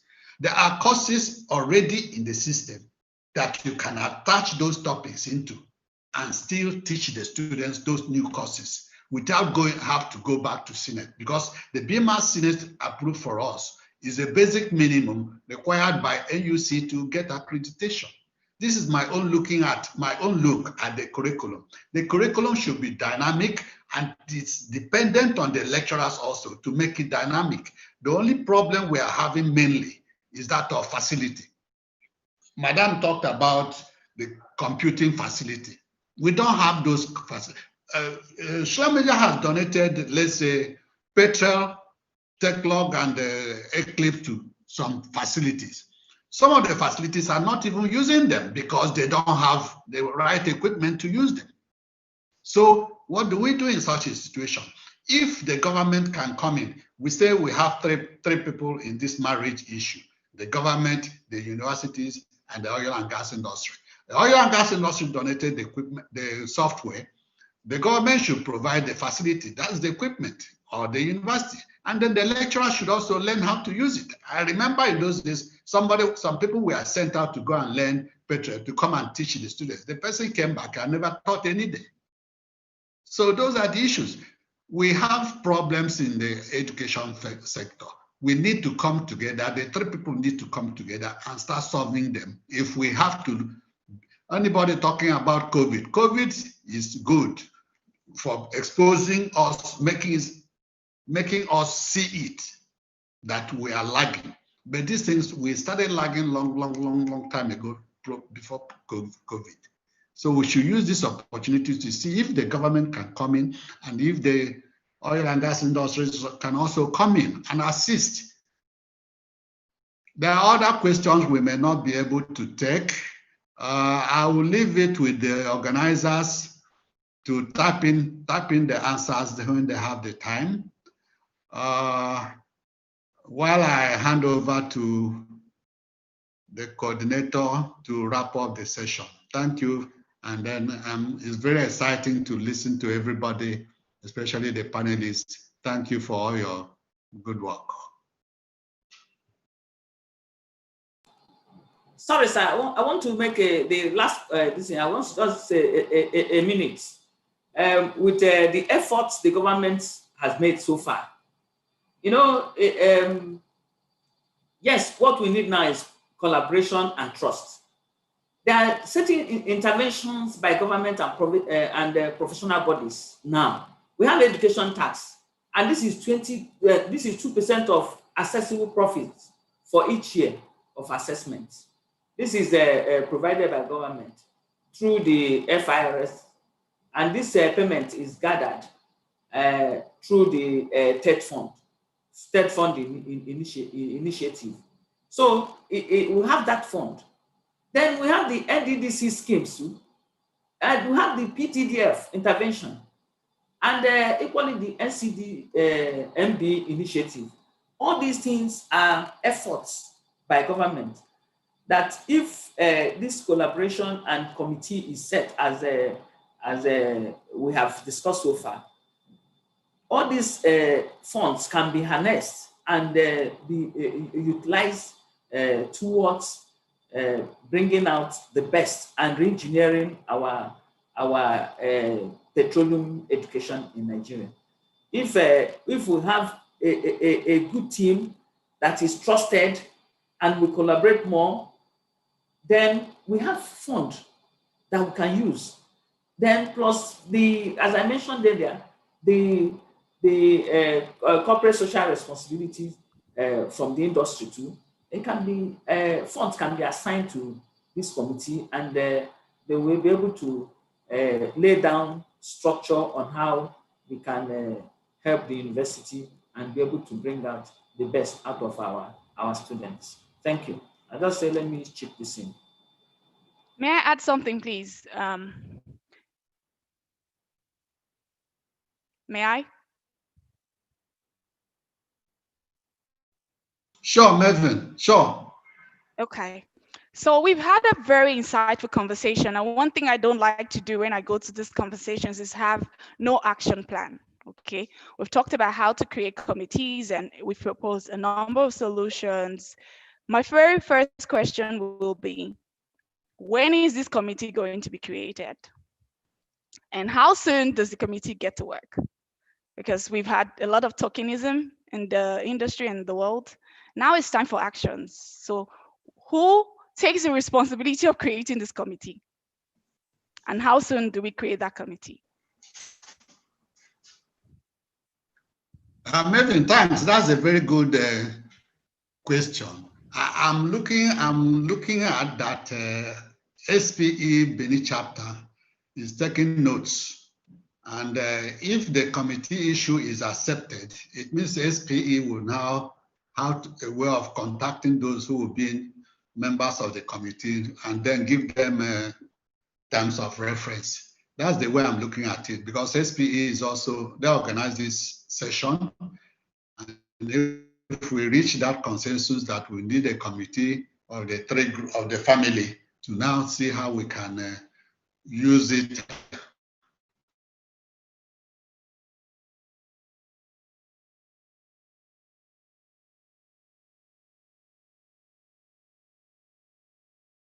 Thank you very much. Appreciate that.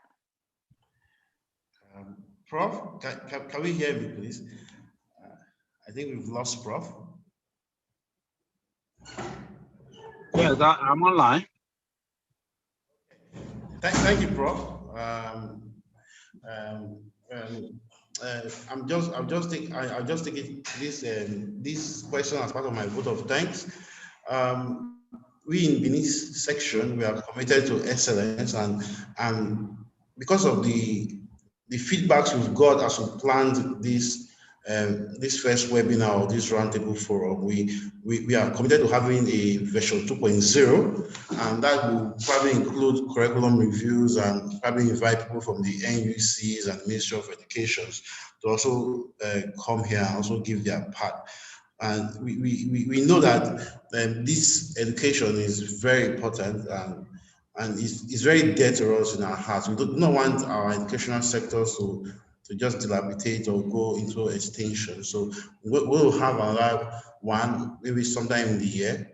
And we thank all our speakers, Professor Idigbe. We thank, we should say thank you to Professor Kelan Bello and Mr. Efren Okon, Mrs. Martina Atushi and Mervyn Azeta. Thank you very much for honoring our invitations, and we hope to also invite you for many, many more of our programs. Also to our audience, thank you very much for participating with us. We know that some of your questions could not be answered here. We'll try to maybe you can just send us a mail, and then we could send this to the lecturers, and we'll get back all the answers to you. We also will send you the slides to everybody who are registered. We have your email. Also, I did not forget our moderator, Professor Beniro. Thank you very much for moderating this session perfectly. And you can join SPE by, we have two membership. We have professional membership, we have the student membership. Student membership is free. We also have the professional members. We have that for $25 and that for about $60. So to join SPE Benin section, you have to contact Soro Augustine. He is currently our membership chair. We can change the slide. Soro Augustine, you can reach him at augustine.soro@nnpcgroup.com, or you can send us a mail at spebenin16@gmail.com. We are also present in our social media at SPE Benin, on Twitter, on LinkedIn, and Instagram. And also, you can reach us on WhatsApp too. I wish to thank everybody for joining us in this section. And we hope, next slide, please. We have upcoming programs. Okay, next week we have a distinguished lecturer who is a Nigerian and he works for Saudi Aramco. He will be talking to us about active oil field development while preserving fragile ecosystems. His name is James Oyoma Aruke. He has so many patents. The date is Tuesday, January 26th, 2021 at 4:30. You can register on this on the link bit.ly/SPE Benin January DL. bit.ly/ just if you want to register, send us a mail or check our social media. It's all there. I've just tried through social media. We also have a YP lecture series happening on the 28th of January, transitioning from trainee to expert, the journey between. And this is happening 5 to 6 p.m. West African time. And the venue is Zoom, and the link will be sent later. Just follow us on social media. You'll be able to have more information. The speaker is Mrs. Ugochi Akuoyinke. She's a supervisor of operational performance, MPDC. Thank you very much for joining us. Have a lovely evening. Stay safe, and we'll see you soon.